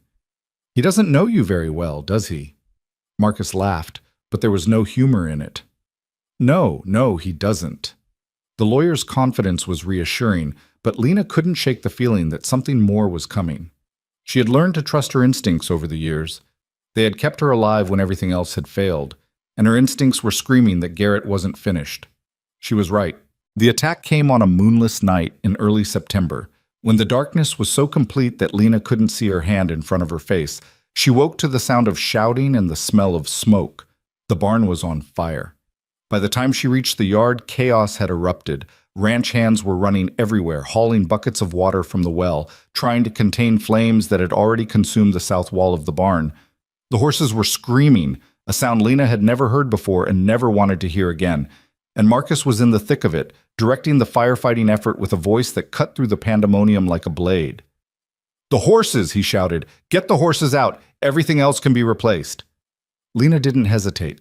She ran toward the barn, ignoring the heat that scorched her skin and the smoke that seared her lungs. The main doors were still open, and she could see shapes moving inside, horses rearing and kicking in their stalls, too panicked to save themselves. She found Bella first. The mare was wild-eyed with terror, her coat already singed, her hooves striking sparks from the stone floor as she fought to escape. Lena grabbed her halter and held on, using every ounce of strength she had to drag the horse toward the doors. "Come on," she gasped. "Come on, Bella, please." The mare resisted for one terrible moment, then seemed to recognize Lena's voice and allowed herself to be led. They burst out of the barn together, and Lena handed Bella off to one of the ranch hands before turning back. There were more horses inside, more lives to save. She didn't know how many trips she made, didn't know how many horses she pulled from the flames. All she knew was the heat and the smoke and the desperate need to keep moving, to keep fighting, to not let the fire win. It was Tom who finally pulled her away. Lena, stop!" He grabbed her arm and dragged her back from the burning building. "The roof's coming down. You can't go back in there." "But there are still—" "We got them out. We got them all out." His face was streaked with soot and sweat, but his eyes were clear. "You did good, kid. You did real good." The roof collapsed moments later, sending a pillar of flame and sparks shooting into the sky. Lena watched it fall, her heart pounding, her lungs aching, her eyes stinging from the smoke. They had saved the horses, they had saved the cattle, they had saved each other. But the barn was gone. Dawn revealed the full extent of the damage. The barn was nothing but charred timber and ash, still smoldering in the morning light. The south fence had burned too, and several acres of grassland were blackened and dead. The smell of smoke hung over everything, thick and acrid, impossible to escape. Marcus stood in the yard, surveying the destruction with a face like stone. "This was arson," he said. His voice was quiet, but there was steel beneath the surface. "Garrett did this." "We can't prove it," Tom said. "No witnesses. No evidence." "I don't need evidence. I know." Marcus turned to look at the ranch hands gathered around him, exhausted, soot-covered, shaken. "He thinks this will break us. He thinks we'll give up, sign over the land, walk away." He paused, letting the silence stretch. "He's wrong." A murmur of agreement rippled through the group. "We're going to rebuild," Marcus continued. "Every beam, every nail, every inch of what we lost. And when Garrett comes back, because he will come back, he's going to find us stronger than before." His eyes found Lena in the crowd. "All of us." Lena stepped forward. Her clothes were ruined, her hair was singed, and her throat was raw from the smoke she had inhaled. But her voice was steady when she spoke. "This is our home," she said. "No one takes it from us. No one." It was the first time she had spoken in front of the whole group, and she felt their eyes on her, curious, appraising, reassessing. She wasn't just Mr. Hale's orphan anymore. She was one of them. Someone who had run into a burning barn to save their horses. Someone who had stood her ground when everything was falling apart. Someone who belonged. Marcus nodded at her, and something passed between them, an understanding that didn't need words. Whatever came next, they would face it together. The rebuilding started the next day. Word spread quickly through the valley, and help arrived from neighboring ranches, men with tools and timber, and the unspoken understanding that today's disaster could be tomorrow's lesson. They came in wagons and on horseback, bringing supplies and labor and the kind of practical compassion that didn't need to be named.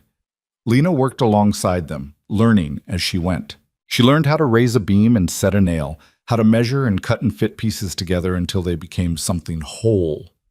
She learned that building was harder than destroying, but also more satisfying, that there was something almost sacred about creating something with your own hands. And she learned that she wasn't alone. The community had embraced her in ways she hadn't expected. Neighbors who had never spoken to her before now greeted her by name. Ranch hands who had once kept their distance now saved her a seat at meals, included her in conversations, treated her like one of their own. It was strange and wonderful and terrifying all at once. She had spent so long being invisible, being nothing, being dead weight.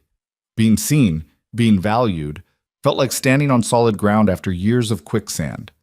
The new barn took 3 weeks to complete.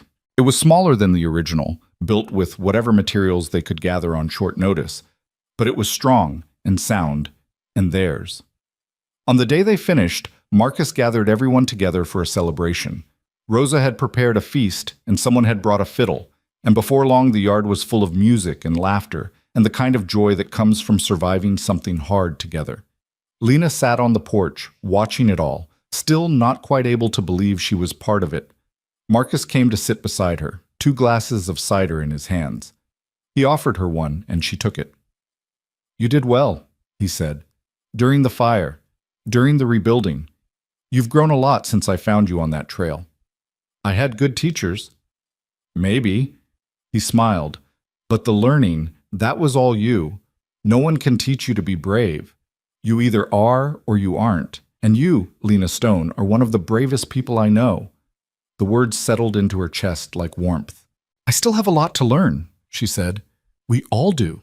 That's what life is. Learning and then learning some more."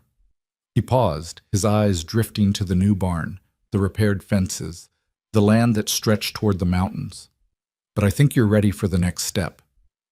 "What next step?" Marcus reached into his pocket and pulled out a folded piece of paper. He handed it to her, and she opened it with trembling fingers.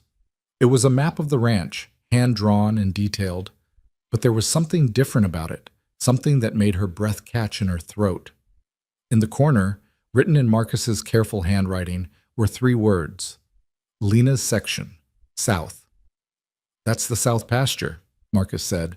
"The land Garrett wants so badly. I'm giving it to you." Lena stared at him. "I don't understand." "It's simple. The land is yours. Legally, officially yours. I've already talked to Sarah. She's drawing up the papers." He met her eyes, and his expression was fierce. "Garrett thinks he can take what doesn't belong to him.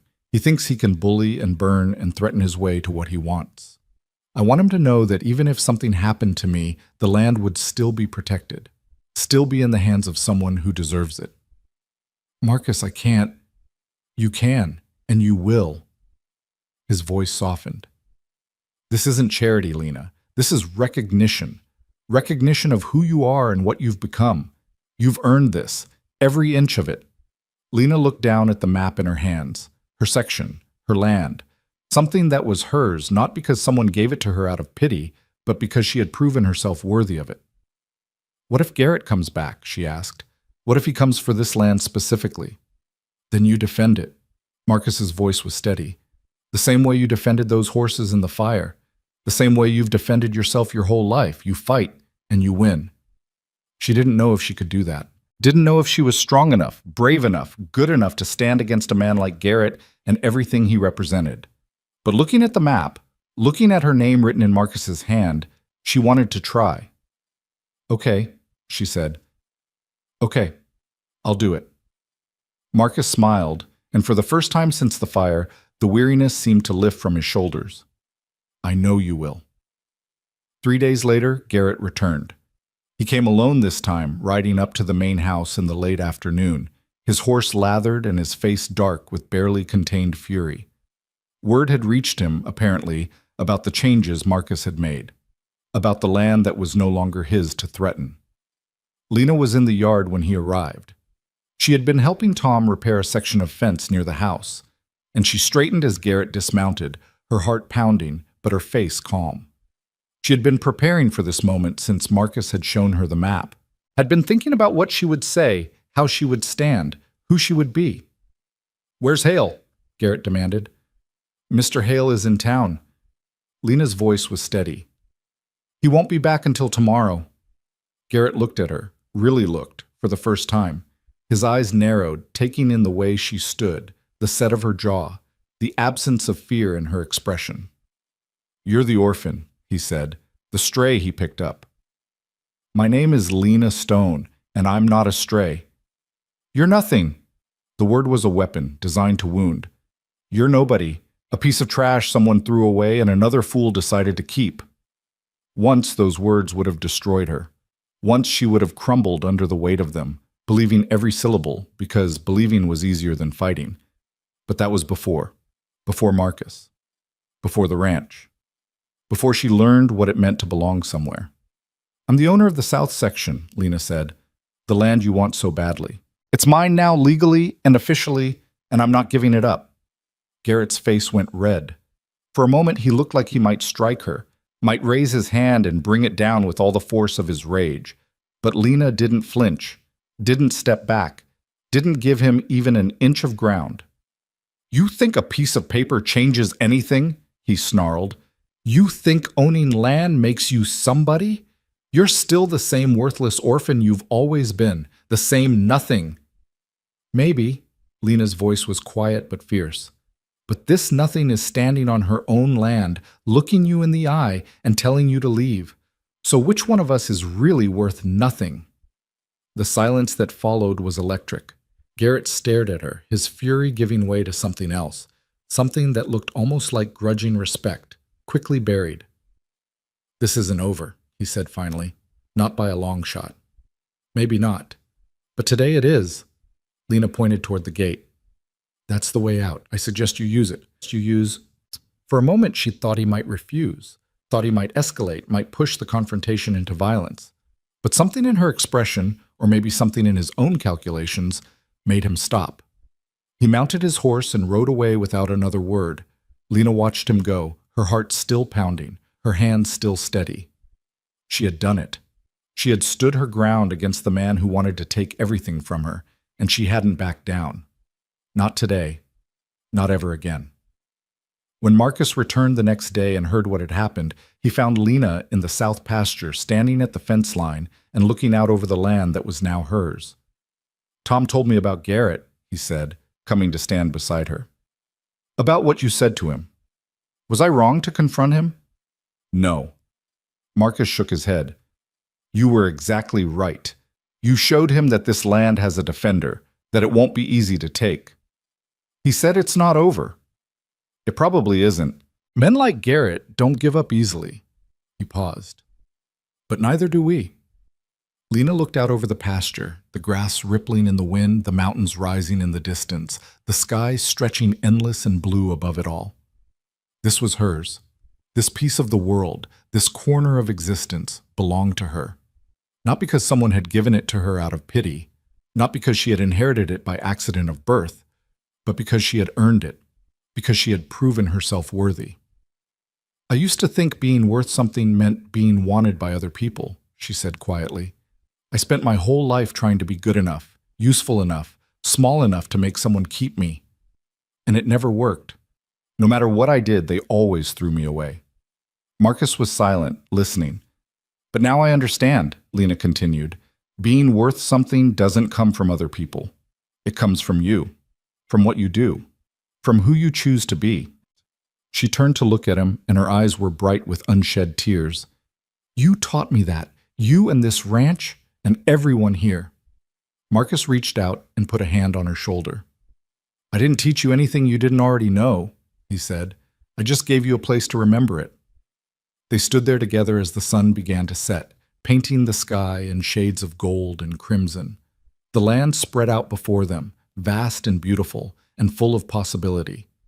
And Lena Stone, the girl who had once been left on a trail to die, who had once believed she was worth nothing, stood tall and unafraid. She had a home now, a family, a piece of land to call her own, and she would defend it with everything she had. The autumn that followed was the most peaceful Lena had ever known. The threat of Garrett lingered like a storm cloud on the horizon, but for now, the skies were clear. The ranch settled into its seasonal rhythm. The cattle were brought down from the high pastures, and the last of the hay was stored in the newly rebuilt barn.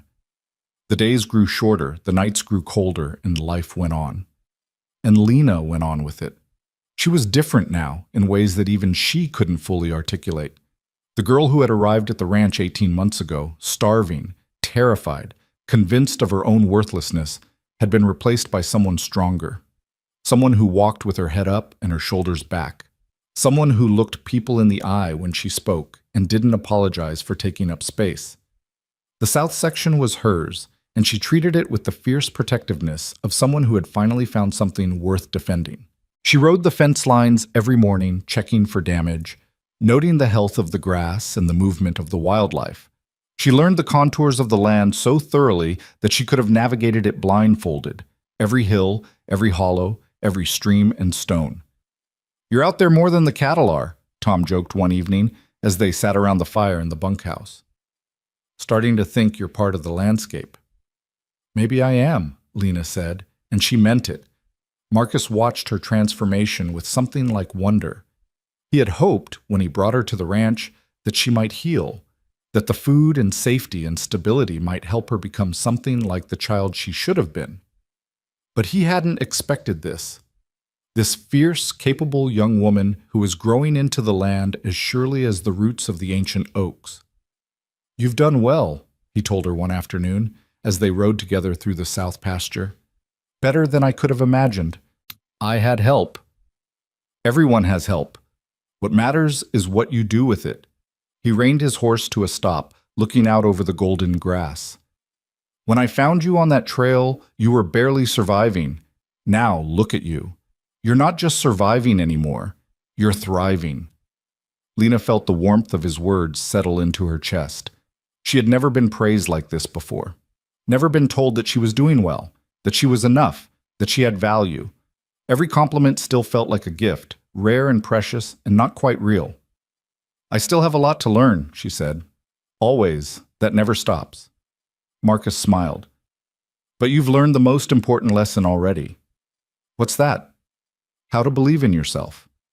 He turned to look at her. "Everything else follows from that. The skills, the knowledge, the ability to lead. None of it matters if you don't believe you're capable. And you do. I can see it in the way you carry yourself." Lena looked down at her hands, calloused and strong from months of work. She remembered when those hands had been soft and weak, trembling with fear and hunger and the constant expectation of pain. She remembered when she had believed she was nothing. She didn't believe that anymore. Winter came early that year, bringing snow and ice and the kind of cold that seeped into your bones and stayed there. The ranch hunkered down against the weather, and the days took on a rhythm of feeding and checking and keeping everything alive until spring. It was during one of those long winter nights that Marcus first spoke about the future. They were in the study, sitting by the fire while a blizzard raged outside. Rosa had gone to bed hours ago, and the house was quiet except for the pop of the logs and the howl of the wind. Lena was reading. She had discovered a love of books in the past year, devouring everything in Marcus's library. But she looked up when he cleared his throat. "There's something I want to talk to you about," he said. His voice was serious, and something in his expression made her set down her book. "What is it?" He was quiet for a moment, staring into the flames. "I'm not getting any younger," he said finally. "Another winter like this one. Another summer of hard work. I don't know how many I have left." Lena felt a chill that had nothing to do with the weather outside. "Don't talk like that." "I'm not being morbid. I'm being practical." He turned to look at her. "This ranch is my life's work. Everything I've built, everything I've fought for. It's all here. And when I'm gone, it needs to pass to someone who will take care of it." "You have time," Lena said. "Years and years. You don't need to think about this now." "I think about it every day." His voice was gentle but firm. "That's what it means to be responsible for something. You plan, you prepare, you make sure that when you're gone, what you've built continues." He reached into the drawer of his desk and pulled out a stack of papers, thick and official-looking. He set them on the table between them. "I've talked to Sarah," he said. "These are the papers. Everything's in order." Lena looked at the stack, her heart pounding. "What papers?" "Adoption papers." Marcus's eyes met hers. "If you agree to it, if you want it, I'd like to make you my legal daughter, my heir, the one who inherits this ranch when I'm gone."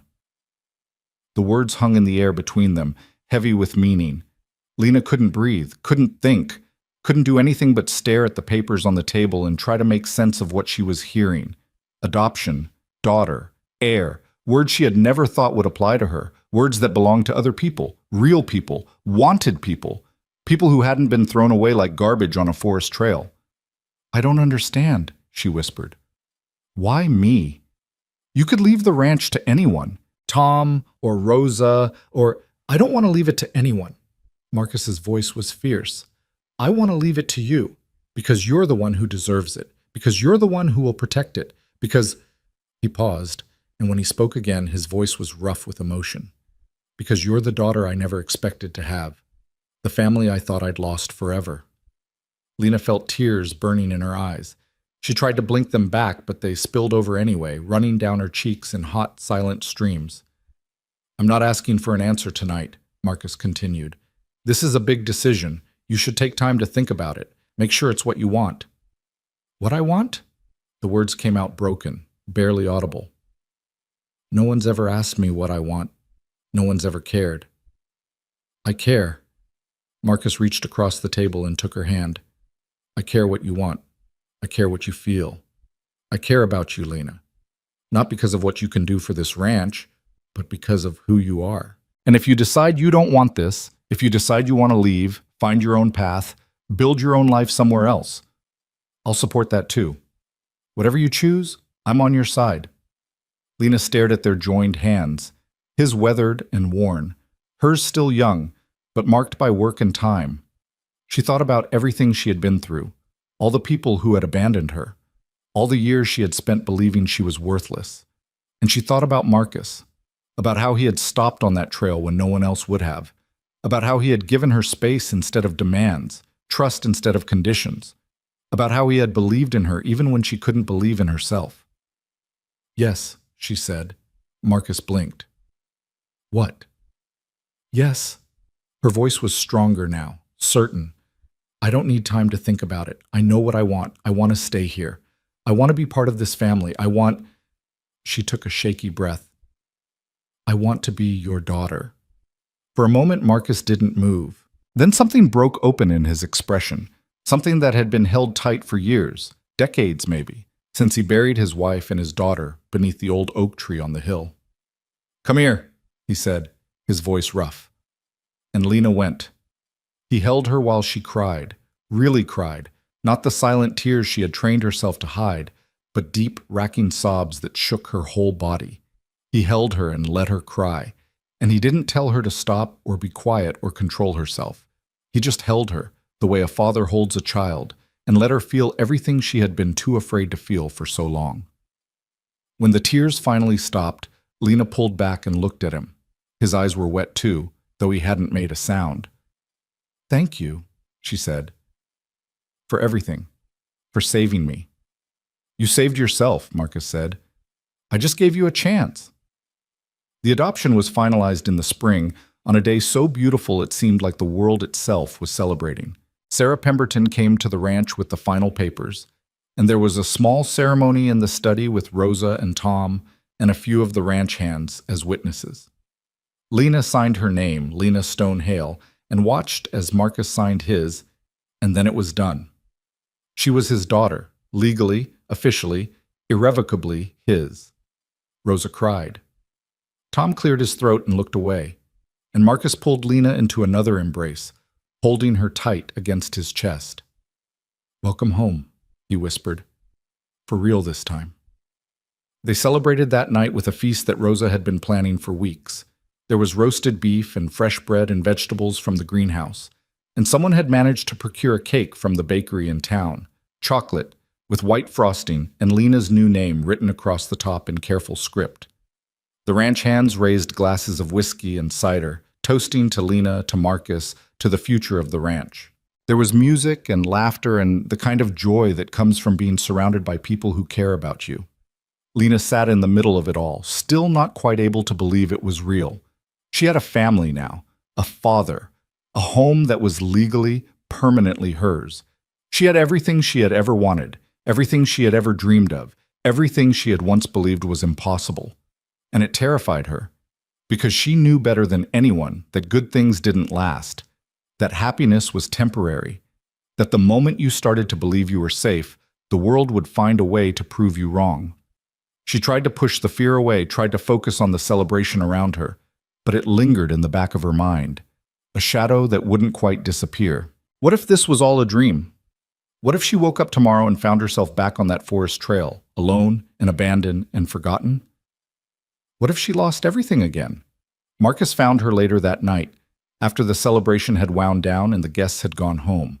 She was sitting on the porch, wrapped in a blanket, staring up at the stars. "Can't sleep?" he asked, settling into the chair beside her. "Too much to think about." "Good thoughts or bad thoughts?" Lena was quiet for a moment. "Both," she admitted. "I keep waiting for something to go wrong, for all of this to disappear." "Ah," Marcus nodded slowly. "I know that feeling." "You do?" "Of course." When Catherine and I first started building this place, I spent years convinced that it would all fall apart, that we'd lose the land, lose the cattle, lose each other. I'd wake up in the middle of the night, heart pounding, certain that disaster was just around the corner. What changed? Nothing changed. He smiled.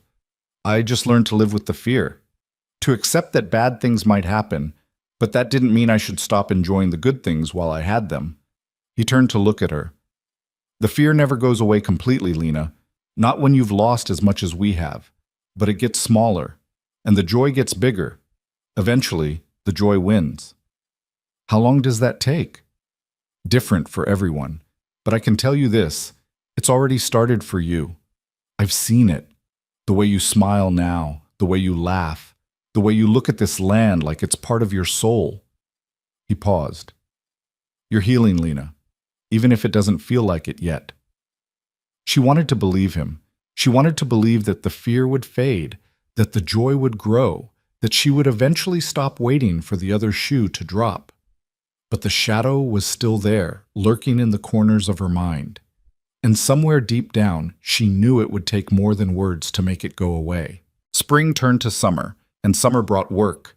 Endless, exhausting, satisfying work that left Lena too tired to worry about anything except the task in front of her. The cattle needed to be moved to the high pastures.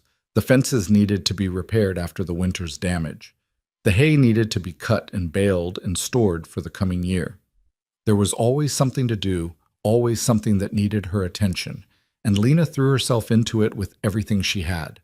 She was riding the fence line of the south section one afternoon, checking for breaks, when she heard it, a sound that didn't belong. She reined Bella to a stop, her head tilted, listening. The wind was blowing from the east, carrying sounds from the direction of the old creek bed that marked the boundary between her land and Garrett's. There it was again. A voice, small, frightened, calling for help. Lena kicked Bella into a gallop, her heart pounding. She didn't know what she would find, didn't know if it was a trap, a trick, another move in Garrett's endless game. But she couldn't ignore it, couldn't ride away from someone who needed help, not when she knew what it felt like to need help and have no one come. She found the child in a ravine near the creek, a girl, maybe 7 or 8 years old, with tangled dark hair and a dress so dirty it was impossible to tell what color it had once been. She was huddled against a rock, her arms wrapped around her knees, and when she saw Lena approaching, her eyes went wide with terror. "Don't hurt me," she whispered. "Please don't hurt me." The words hit Lena like a physical blow. She knew that tone, that posture, that desperate, hopeless fear. She had been that girl once, on another trail, in another life. "I'm not going to hurt you." Lena dismounted slowly, keeping her movements gentle and non-threatening. "My name is Lena. I live on the ranch up the hill. What's your name?" The girl didn't answer. She just stared at Lena with those huge, terrified eyes, her whole body trembling. "Are you hurt?" Lena tried again. "Are you hungry?" At the word hungry, something flickered in the girl's expression. She nodded, almost imperceptibly. "Okay." Lena reached into her saddlebag and pulled out the lunch Rosa had packed for her that morning, a sandwich, an apple, a canteen of water. She set them on the ground between her and the girl, then stepped back to give her space. "It's for you," she said. "Take as much as you want. I won't come any closer." The girl stared at the food like it might explode. Then, slowly, hesitantly, she crawled forward and grabbed the sandwich. She tore into it with a ferocity that made Lena's heart ache, barely chewing before she swallowed, already reaching for the apple before the first bite was finished. Lena watched her eat, and she felt something shift inside her chest, a recognition, a responsibility. "Where are your parents?" she asked gently, once the girl had slowed down enough to breathe. "Don't have any." The words came out flat, empty. "Mama died last winter. Papa left before I was born." "Who's taking care of you?" "Nobody." The girl wiped her mouth with the back of her hand. "I was living with the Hendersons, but they said they couldn't afford to feed me anymore. They put me on a wagon and told me to go find work somewhere else." The same story, the same abandonment, the same cruelty dressed up as necessity. Lena felt rage building in her chest, rage at the Hendersons, at everyone who had ever thrown away a child like garbage. at a world that could be so casually brutal to the most vulnerable people in it, but she forced the rage down. It wouldn't help right now. What would help was action. "What's your name?" she asked again. This time the girl answered. "Molly." "Molly," Lena smiled, trying to make her voice as warm and safe as possible. "I want you to come with me, back to my ranch. You can have a real meal, a bath, a bed to sleep in. Nobody's going to hurt you there. Nobody's going to send you away." Molly stared at her, distrust written across every inch of her face. "Why would you help me? You don't know me." "I know enough." Lena thought about Marcus, about how he had stopped on that trail when no one else would have, about how he had offered her food without asking for anything in return. "I know what it's like to be alone and scared and convinced that no one in the world cares whether you live or die. And I know that sometimes all it takes to change everything is one person who stops." She held out her hand. "Let me be that person for you," she said, "the way someone was that person for me." Molly looked at her hand, looked at her face, looked at the horse waiting patiently behind her, and then, slowly, she reached out and took it. Marcus met them in the yard when they arrived. He had been working in the barn, but he came out when he heard the hoofbeats, wiping his hands on a rag. His eyes widened when he saw Molly sitting in front of Lena on the horse, small and dirty and clearly terrified. "Who do we have here?" he asked, his voice carefully gentle. "This is Molly." Lena dismounted and helped the girl down after her. "I found her in the ravine by the south boundary. She's been abandoned, same as I was." Something passed across Marcus's face. A shadow of old pain, old memories. He looked at Molly, really looked, and Lena knew he was seeing the same thing she had seen. Himself, all those years ago, facing a choice about whether to help a stranger or ride on by. "Welcome to the ranch, Molly," he said. "Let's get you inside and get some food in you." Molly looked at Lena, uncertain. Lena nodded. "It's okay," she said. "He's my father. He's the one who saved me, and he'll help you too." Rosa fussed over Molly like she was a long-lost granddaughter, drawing her a bath and finding her clean clothes and preparing a meal that was more food than the girl had probably seen in weeks. Molly ate in silence, her eyes darting around the kitchen like she expected someone to come and take it all away. Lena sat with her, not pushing, not asking questions, just being there, being present, being the steady, safe presence that she had so desperately needed when she first arrived at this ranch. After the meal, Rosa took Molly upstairs to one of the spare bedrooms, and Lena found herself alone with Marcus in the kitchen. "She's in bad shape," Marcus said quietly. "Worse than you were, maybe. She's been through a lot. So have you." He looked at her. "Are you sure about this, Lena? Taking on a child is a big responsibility. It changes everything." "I know." Lena thought about the girl upstairs, small and broken and so desperately in need of someone to care. "But I didn't have a choice, Marcus. I saw her there, and I knew. I knew I had to help her, because you helped me, because that's what this ranch is supposed to be." "What do you mean?" "A place where people who've been thrown away can find a home." She met his eyes. "That's what it was for me. That's what it can be for her. And maybe for others too. I don't know yet. But I know that I can't ride past someone in need, not after everything, not anymore." Marcus was quiet for a long moment. Then he nodded slowly. "You're right," he said. "This ranch has always been about more than cattle and land. It's about family, and family isn't just blood, it's choice. It's showing up for each other day after day, no matter what." He reached out and squeezed her shoulder. "You're becoming exactly who I hoped you'd be," he said. "Someone who sees people who are hurting and stops. Someone who offers help without expecting anything in return. Someone who—" His voice cracked. "Someone who makes me proud to call her my daughter." Lena felt tears prick her eyes again. She had cried more in the past 2 years than in the entire decade before, but these tears were different. These tears were born of joy, not grief, of love, not loss. "Thank you," she whispered. "Don't thank me." Marcus smiled. "Thank yourself. You're the one who chose to stop. You're the one who chose to care." The days that followed were challenging. Molly didn't trust easily, She flinched at loud noises and cowered away from sudden movements. She hoarded food in her room, hiding bread and cheese under her pillow like treasures that might be taken away at any moment. She barely spoke, and when she did, her voice was small and hesitant, as if she expected to be punished for making a sound. Lena recognized all of it, every fear, every defense mechanism, every survival strategy. She had done the same things when she first arrived at the ranch. The same hiding, the same hoarding, the same desperate attempts to make herself small and invisible. So she gave Molly the same thing Marcus had given her: space. "You don't have to talk if you don't want to," she told the girl one morning, as they sat together on the porch watching the sunrise. "You don't have to do anything you're not ready for. You can just be. Be here. Be safe. Be whatever you need to be." Molly didn't respond, but something in her expression softened, just a little. The breakthrough came a week later.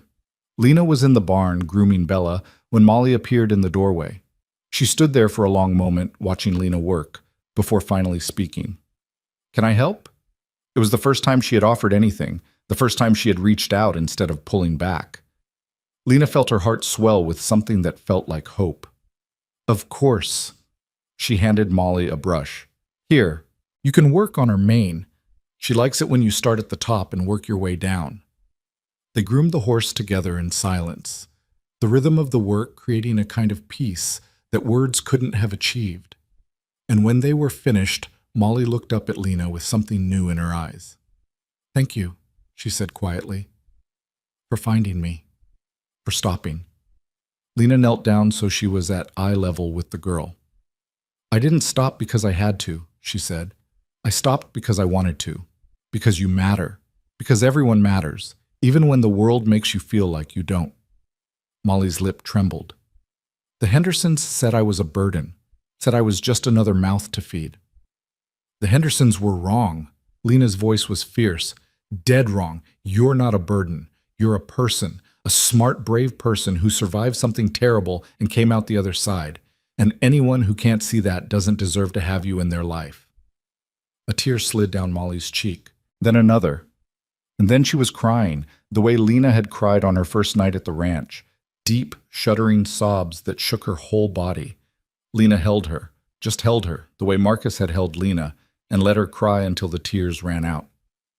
When it was over, Molly pulled back and wiped her face with her sleeve. "I'm sorry," she whispered. "Don't be." Lena smiled. "Tears are just feelings that need to come out. There's nothing to apologize for." "Is it true?" Molly asked.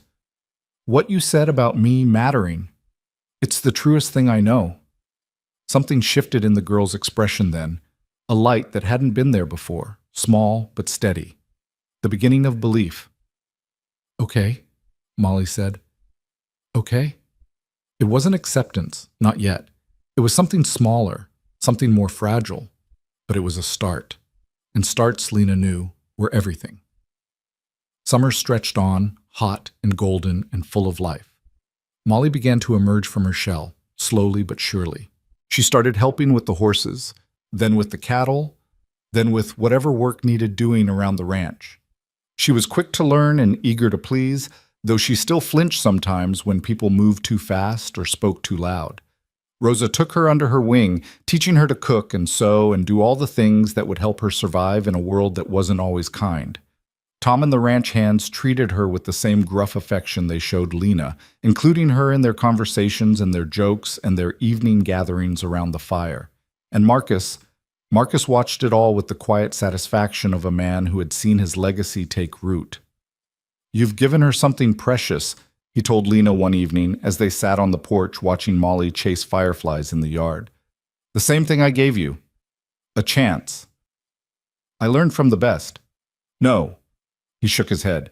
"You learned from yourself. I just showed you what was possible. You're the one who made it real."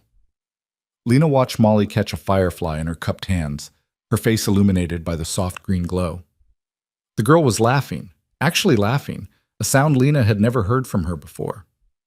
"She's going to be okay," Lena said. "Yes." Marcus nodded. "She is. And so are you."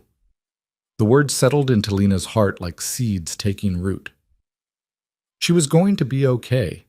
After everything, after the abandonment and the fear and the years of believing she was nothing, she was finally, truly going to be okay. Because she had found something worth living for. Not just survival, but purpose. Not just existing, but belonging. She had a family now, a father, a home, and soon, maybe, a sister.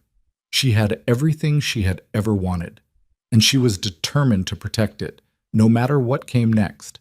But even as she sat there in the peaceful summer evening, surrounded by everything she loved, some part of her knew that the peace wouldn't last forever. That Garrett was still out there, still nursing his grudges, still looking for a way to take what he believed was his. The fight wasn't over. It might never be truly over. But for now, for this moment, there was peace. There was joy. There was the sound of a child laughing and the warmth of family and the promise of a future that was still being written. And that was enough. It had to be enough. Because Lena Stone Hale had learned something that all the abandonment and all the cruelty and all the years of suffering had never managed to teach her. That happiness wasn't something you waited for. It was something you built. One day at a time, one choice at a time, one act of love at a time. And she was building it now, here, on this ranch that had become her home, with the people who had become her family, in the place where she finally, truly belonged. The winter that followed was the harshest anyone could remember. Snow came early and stayed late, piling up against the fences until the posts disappeared entirely, transforming the valley into a white expanse that seemed to swallow the world whole. The temperatures dropped so low that water froze in the buckets before you could carry them from the well to the barn, and the wind howled through the mountains like something alive and hungry. But inside the ranch house, there was warmth. Lena woke each morning to the smell of Rose's cooking and the sound of Molly's footsteps padding down the hallway. She spent her days working alongside the ranch hands, keeping the cattle fed and the horses sheltered, and the fences from collapsing under the weight of the snow. She spent her evenings by the fire with Marcus and Molly, reading or talking or simply sitting together in the kind of comfortable silence that only family can share. It had been 3 years since Marcus found her on that forest trail. 3 years since she had been nothing, starving, abandoned, convinced that she was worthless. Now she was 17 years old, legally adopted, the heir to one of the largest ranches in the territory. And she had a sister. The adoption papers for Molly had been finalized in the fall, making her Molly Stone Hale. She was 9 now, still small for her age, but no longer fragile, no longer flinching at every sound or hoarding food under her pillow. She had bloomed under the ranch's care the same way Lena had, transforming from a terrified waif into a spirited, curious child who asked endless questions and laughed at Tom's terrible jokes and followed Lena around like a shadow. "She worships you," Rosa observed one afternoon, watching Molly help Lena with the dishes. "You know that, right?" Lena felt her cheeks warm. "She just wants to learn. She wants to be like you." Rosa smiled. "Can't say I blame her. You've become quite a woman, Lena Stone Hale." The words settled into Lena's heart like sunlight. She still wasn't used to compliments, still felt that old instinct to deflect or minimize whenever someone said something kind. But she was learning to accept them, learning to believe that maybe, just maybe, she deserved them. Spring arrived slowly, melting the snow inch by inch, revealing the green grass beneath like a promise being kept. The cattle were moved back to the high pastures, the fences were repaired, and the ranch stirred back to life after the long winter's sleep. It was during one of those early spring days, when the air was still crisp but the sun was warm on your face, that Marcus called Lena into his study. "Close the door," he said. "We need to talk." Something in his tone made Lena's stomach tighten. She did as he asked, settling into the chair across from his desk, with a sense of foreboding she couldn't quite explain. Marcus looked older than he had 3 years ago. The lines on his face had deepened, and his hair had gone from gray-streaked to almost entirely white. But his eyes were still sharp, still full of the quiet intelligence that had built this ranch from nothing. "I've been to see the doctor in town," he said without preamble. "Last week, while you were moving the cattle." Lena felt the blood drain from her face. "What? Why didn't you tell me?" "Because I wanted to know what I was dealing with before I worried you." He paused, and something flickered across his expression, something that looked like acceptance. "My heart, Lena. It's been giving me trouble for a while now," shortness of breath, chest pains, the usual. I thought it was just age, but the doctor says it's more than that. How much more? He can't say for certain. Could be years, could be months. Marcus met her eyes steadily. Could be tomorrow. The words hit Lena like a physical blow. She had known, somewhere in the back of her mind, that Marcus wouldn't live forever. He was in his late 60s now, and ranch work was hard on a body. But knowing something intellectually and facing it as reality were two very different things. There must be something we can do, she said, her voice barely above a whisper. Medicine, rest, something. I'm doing what the doctor recommended. Resting more, working less. Marcus smiled, though it didn't quite reach his eyes. But I wanted you to know the truth. No secrets between us. That's how family works. Lena felt tears burning in her eyes. She tried to blink them back, but they spilled over anyway, running down her cheeks in hot, silent streams. Don't, she said. Don't you dare leave me. Not after everything, not now. I'm not planning on going anywhere yet. Marcus reached across the desk and took her hand. But plans don't always work out the way we want them to. And I need to know that when my time comes, whenever that is, you'll be ready. Ready for what? To take over. To run this ranch. To protect everything we've built. His grip tightened. I've spent the last 3 years preparing you for this, Lena. Teaching you everything I know. And you've learned it all, better than I could have hoped. But now I need you to understand something. What? This ranch isn't just land and cattle. It's legacy. It's the people who work here and depend on us. It's Molly and Rosa and Tom and everyone else who calls this place home. He paused. And it's you. It's the life you've built here, the person you've become. When I'm gone, all of that will be in your hands. I can't do it without you. Yes, you can. His voice was fierce. You've already done harder things than running a ranch. You survived being abandoned. You survived the orphanage. You survived Martha Greer. You stood up to Garrett when you were just a child, and you didn't back down. He smiled. You're stronger than you know, Lena. You always have been. She wanted to argue, wanted to tell him that strength meant nothing without him, that she needed him, that she wasn't ready to face the world alone. But she looked into his eyes, those kind, steady eyes that had seen so much and asked so little, and she understood what he was really asking. He wasn't asking her to be ready. He was asking her to promise. Okay, she said, her voice cracking. Okay, I promise. Marcus nodded slowly, and something like peace settled over his features. That's my girl. The months that followed were bittersweet. Marcus scaled back his work, spending more time on the porch and less time in the saddle. But he didn't retreat from life entirely. He was there for meals, for conversations, for the quiet moments that made up the fabric of family. He watched Molly grow and laughed at Tom's jokes and sat with Rosa in the kitchen while she cooked, telling stories about the old days when the ranch was young. And he watched Lena take on more and more responsibility, stepping into the role he had been preparing her for all along. She handled the spring cattle drive with calm authority, directing the ranch hands and managing the logistics with a competence that surprised everyone except Marcus. She negotiated with buyers and balanced the books and made the hard decisions that came with running a business. She was the one the hands came to with questions, the one the neighbors sought out for advice.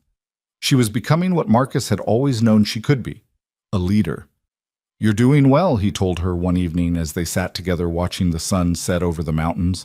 Better than I did at your age. You built all this from nothing. I'm just maintaining what you created. Maintaining is harder than building. Building is all fire and ambition. Maintaining takes patience, wisdom, consistency. He turned to look at her. You have all of those things. And more. Lena didn't know what to say. So she just sat there, watching the colors shift across the sky, and tried to memorize every detail of the moment. The warmth of the air, the smell of grass and horses, the sound of Marcus breathing beside her. She knew these moments were numbered, and she wanted to hold on to each one for as long as she could. Summer came, hot and golden and full of life. Molly turned 10, and they threw her a party with cake and presents, and all the ranch hands singing happy birthday, in voices that were more enthusiastic than musical. She blew out her candles and made a wish, and when Lena asked what she had wished for, she just smiled and said it was a secret. Wishes only come true if you keep them to yourself, she explained, with the solemn certainty of a child who had learned to believe in magic again. Garrett had been quiet for nearly 2 years now. No threats, no visits, no lawyers appearing with paperwork. Some said he had given up, moved on to easier targets. Others said he was biding his time, waiting for Marcus to die so he could make his move on the widow's ranch. Except there would be no widow. There would be Lena. And Lena was not someone who could be pushed around. She proved that in August when Garrett finally made his appearance. He came with a different approach this time. Not threats or intimidation, but an offer. A generous one, on paper. He wanted to buy the south section, the land that Lena had been given, the land his father had lost all those years ago. He was willing to pay above market value, he said. It was a fair deal. Everyone would benefit. Lena received him in the study, sitting behind Marcus's desk like she belonged there. Because she did. "Mr. Garrett," she said, her voice cool and professional, "thank you for coming all this way. I'm afraid you've wasted your time. You haven't even heard my offer." "I don't need to hear it. The south section isn't for sale. Not to you, not to anyone." Garrett's expression flickered. Annoyance, maybe, or grudging respect. "You're making a mistake. That land isn't worth dying over." "Who said anything about dying?" Lena stood, placing her hands flat on the desk. "This land has been in the Hale family for 3 generations. It's mine now, legally and rightfully, and I intend to keep it that way." "Things change. People change." Garrett's voice hardened. "The old man won't be around forever." "No, he won't."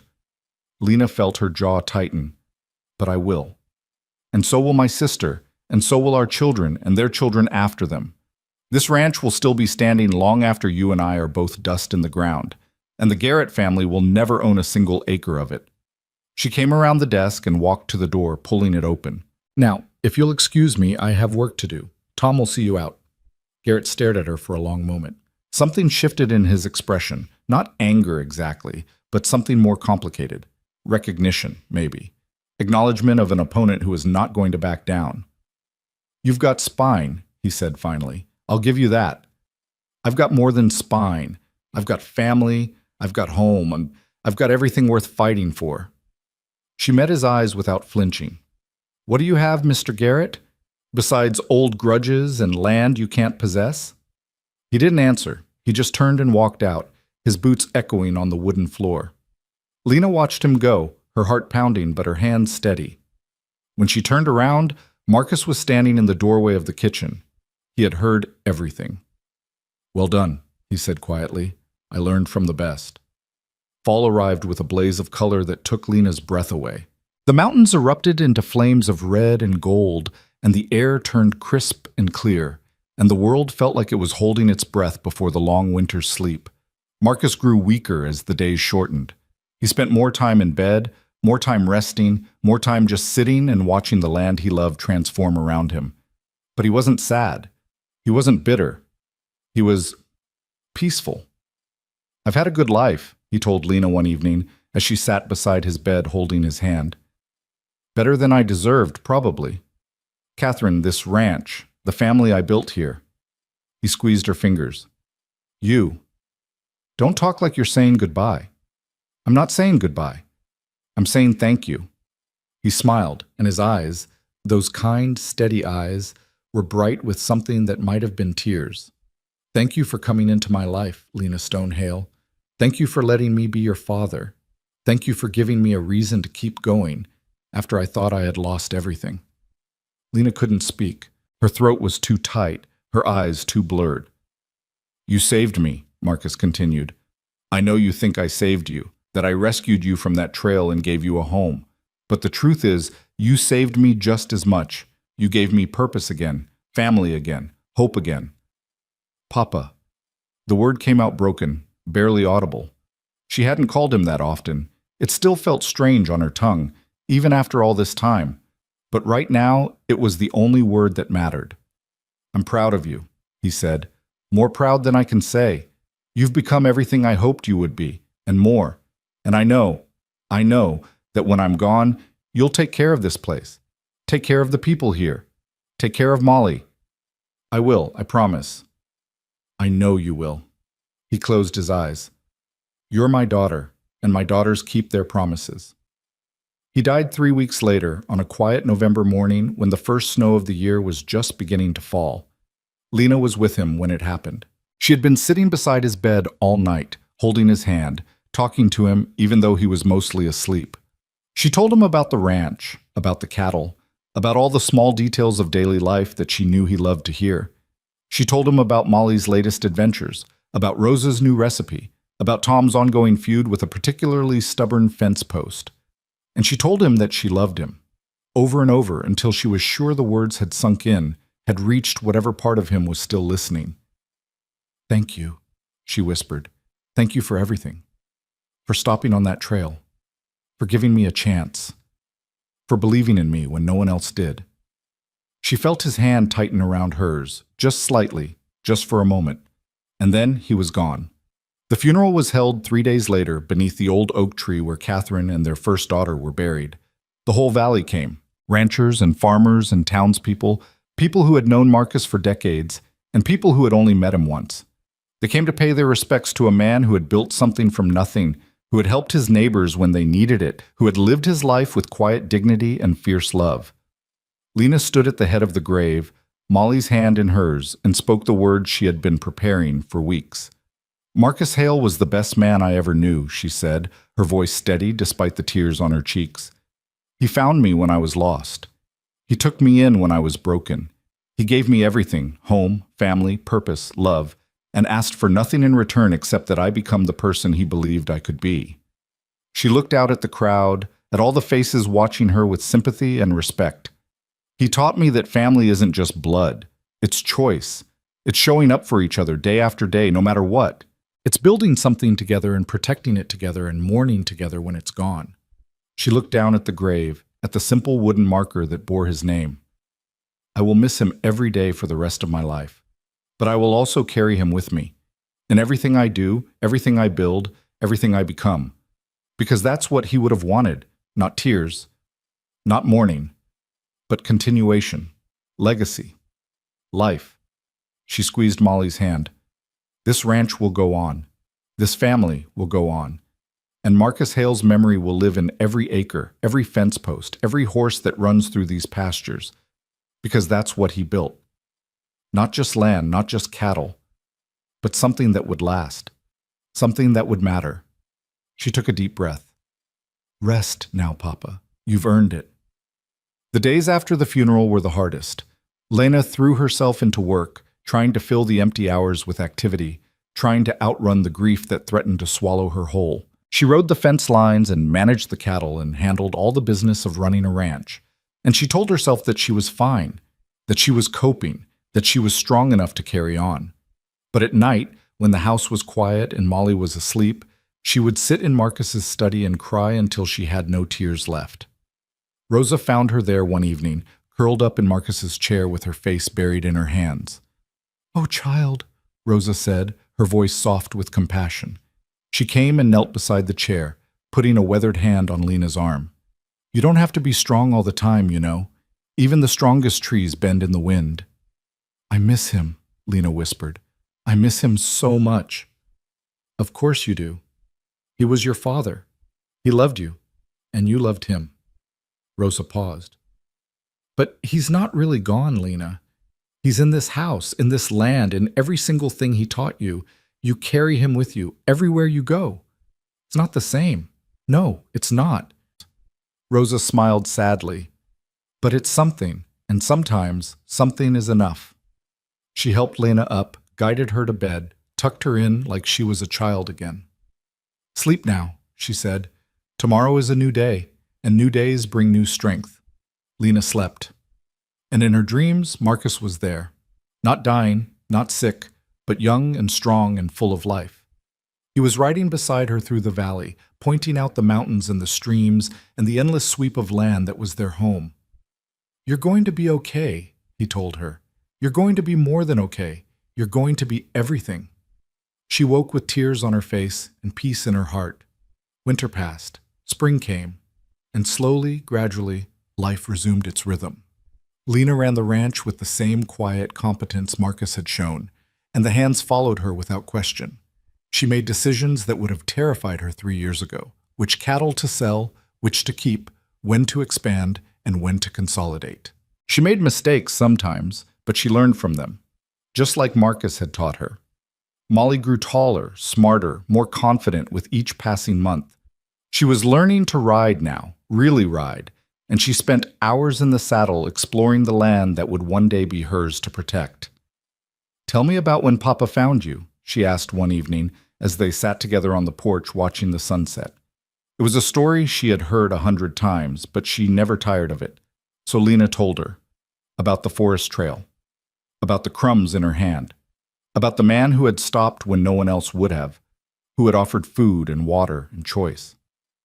"And then what happened?" Molly asked, even though she knew. "And then I came here," Lena said, "and everything changed. Because he chose you. Because we chose each other." Lena put her arm around her sister. "That's how family works. It's not about blood or obligation. It's about choosing to love someone every single day, no matter what." Molly was quiet for a moment, thinking. "You chose me too," she said finally. "Yes." Lena felt her heart swell. "I did. And I would choose you again 1,000 times over." Garrett returned in the fall when the leaves were just beginning to turn. But this time was different. He came alone, without lawyers or threats or demands. He rode up to the ranch house and asked to speak with Lena, and when she came out to meet him, she saw something in his face that hadn't been there before. "Miss Hale," he said, tipping his hat. "I hope I'm not intruding." "That depends on why you're here." "To apologize." The word seemed to cost him something. For everything, the threats, the fire, the years of making your life difficult. It was wrong. All of it. Lena stared at him, not sure what to say. "My father spent his whole life consumed by grudges," Garrett continued. "He died bitter and angry, convinced that the world owed him something it refused to pay. And He shook his head. "I was becoming him. I could see it happening, and I couldn't stop it. The anger, the obsession, the need to possess things that were never mine to begin with. What changed? My daughter was born. Something softened in his expression. 6 months ago. And when I held her for the first time, I realized I don't want her to inherit what my father gave me. Hate, resentment, a legacy of destruction." He met Lena's eyes. "I want her to inherit something better, a name that stands for something other than cruelty." Lena was quiet for a long moment, processing what she was hearing. "I can't undo what's been done," Garrett said. "Can't bring back your barn or give you back the years of fear. But I can promise you, on my honor, on my daughter's future, that it ends here. The feud, the threats, all of it. And the South section, yours, legally, rightfully, forever." He almost smiled. "I won't pretend I don't still want it, but some things matter more than land, and I'd rather my daughter grow up knowing her father was a decent man than inherit a ranch built on someone else's suffering." Lena studied him, the lines on his face, the weariness in his eyes, the genuine regret that seemed to radiate from every part of him. She thought about Marcus, about all the lessons he had taught her, about forgiveness, about grace, about the courage it took to move forward instead of holding on to the past. "I accept your apology," she said finally. "And I hope you mean what you say. Because if you don't, if this is just another trick, you'll find that I'm not the scared little girl you met on this porch 3 years ago." "I can see that," Garrett nodded. "Your father raised you well." "Yes," Lena said. "He did." They shook hands, a formal gesture, but somehow meaningful. And then Garrett mounted his horse and rode away, and Lena watched him go with a feeling she couldn't quite name. Closure, maybe, or hope, or just the quiet satisfaction of seeing something broken finally begin to heal. 5 years later, the ranch had grown beyond anything Marcus could have imagined. Lena had expanded the cattle operation, added new pastures, built a second barn to replace the one that had burned all those years ago. She had hired more hands, established relationships with buyers across 3 territories, turned a prosperous ranch into a thriving empire. But the real growth wasn't in the land or the cattle or the money. It was in the family. Molly was 15 now, tall and strong and fierce in all the best ways. She had inherited Lena's determination and Marcus's wisdom, and she was already showing signs of becoming a formidable rancher in her own right. She spent her days in the saddle, learning everything Lena could teach her, preparing to carry on the legacy that had been entrusted to them both. Rosa was still there, older and slower, but no less essential. She had become the grandmother neither girl had ever had, dispensing wisdom and comfort and chocolate chip cookies in equal measure. Tom had been promoted to foreman, running the day-to-day operations with the same quiet competence he had shown for decades. The other hands, some old, some new, worked alongside him with loyalty and respect. And there were others now, too. Children who had shown up at the ranch the same way Lena and Molly had, abandoned, lost, in need of somewhere to belong. Lena had taken them in, one by one, giving them the same chance Marcus had given her. Because that was what the ranch was for. That was what it had always been for. Not just cattle and land, but family, legacy, home. It was a summer evening, golden and warm, when Lena finally understood the full weight of what Marcus had given her. She was standing at the gate that marked the boundary of the property, looking out over the valley she had come to know better than her own heartbeat. The sun was setting behind the mountains, painting the sky in shades of orange and pink and purple, and the land stretched out before her like a promise being kept. Molly came to stand beside her, and together they watched the light fade. "Do you remember the day Papa found you?" Molly asked. "Every detail," Lena smiled. "I was standing on a trail, covered in dirt, holding a handful of crumbs that were supposed to last me 2 days. I thought I was going to die out there. And now look at you." Molly gestured at the ranch behind them, the houses, the barns, the fences stretching toward the horizon. "You built all this. We built it, all of us, together. But it started with you deciding to get on that horse and ride into the unknown." Lena thought about that day, about the fear she had felt, the uncertainty, the desperate hope that maybe, just maybe, this time would be different. It had been different. Impossibly, wonderfully, miraculously different. "You know what I've learned?" she said softly. "In all these years through everything that's happened." "What?" "That being left behind isn't the end of the story. It's just the beginning." She turned to look at her sister. "Every single person who abandoned me, my mother, my father, the orphanage, Martha Greer, they all thought they were throwing away garbage. Something worthless, something that didn't matter." Her voice grew stronger. "But they were wrong. They were all wrong. Because the thing about being thrown away is that it teaches you something. It teaches you that your worth doesn't come from other people. It comes from you. From what you choose to do with the life you've been given." She looked back at the valley, at the land that was hers, at the home she had built from nothing. "Marcus didn't save me," she said. "He gave me the chance to save myself. And that's what I'm trying to do for everyone who comes through these gates. Not rescue them, but show them that they're worth saving, that they matter, that they belong." Molly was quiet for a long moment. Then she slipped her hand into Lena's, the way she had done when she was small and scared and new to this world. "You're a good person, Lena Stonehale," she said. "The best person I know." "I had good teachers." "You had one teacher, and he's still here." Molly touched her heart. "Right here. Always." Lena felt tears prick her eyes, but she didn't try to stop them. These weren't tears of grief anymore. They were tears of gratitude, of love, of the profound, overwhelming joy of having found her place in the world. "Come on," she said, squeezing Molly's hand. "Rosa's making dinner, and you know how she gets if we're late." They turned and walked back toward the ranch house, toward the lights glowing in the windows and the smell of bread baking and the sound of laughter drifting through the open door. Toward home. Behind them, the sun finished its descent, and the first stars began to appear in the darkening sky. The valley fell into shadow, peaceful and quiet, the land resting after another day of being lived upon and loved. And at the gate, standing where Lena had stood just moments before, a figure appeared. It was a boy, maybe 12 years old, thin and dirty and alone. He was looking at the ranch house with an expression that Lena would have recognized instantly. Hope and fear and desperate, terrible longing. The same expression she had worn all those years ago on a trail in the middle of nowhere. Molly saw him first. She stopped, her hand still in Lena's, and turned to look. "Lena," she said quietly. "Look." Lena looked. Lena, and something in her chest tightened, not with fear or worry, but with recognition, with purpose. "Stay here," she told Molly. "I'll be right back." She walked toward the gate, toward the boy who stood there watching her approach with wary eyes. She moved slowly, the way you move around a frightened animal, giving him time to run if he needed to. But he didn't run. He just stood there, trembling, waiting.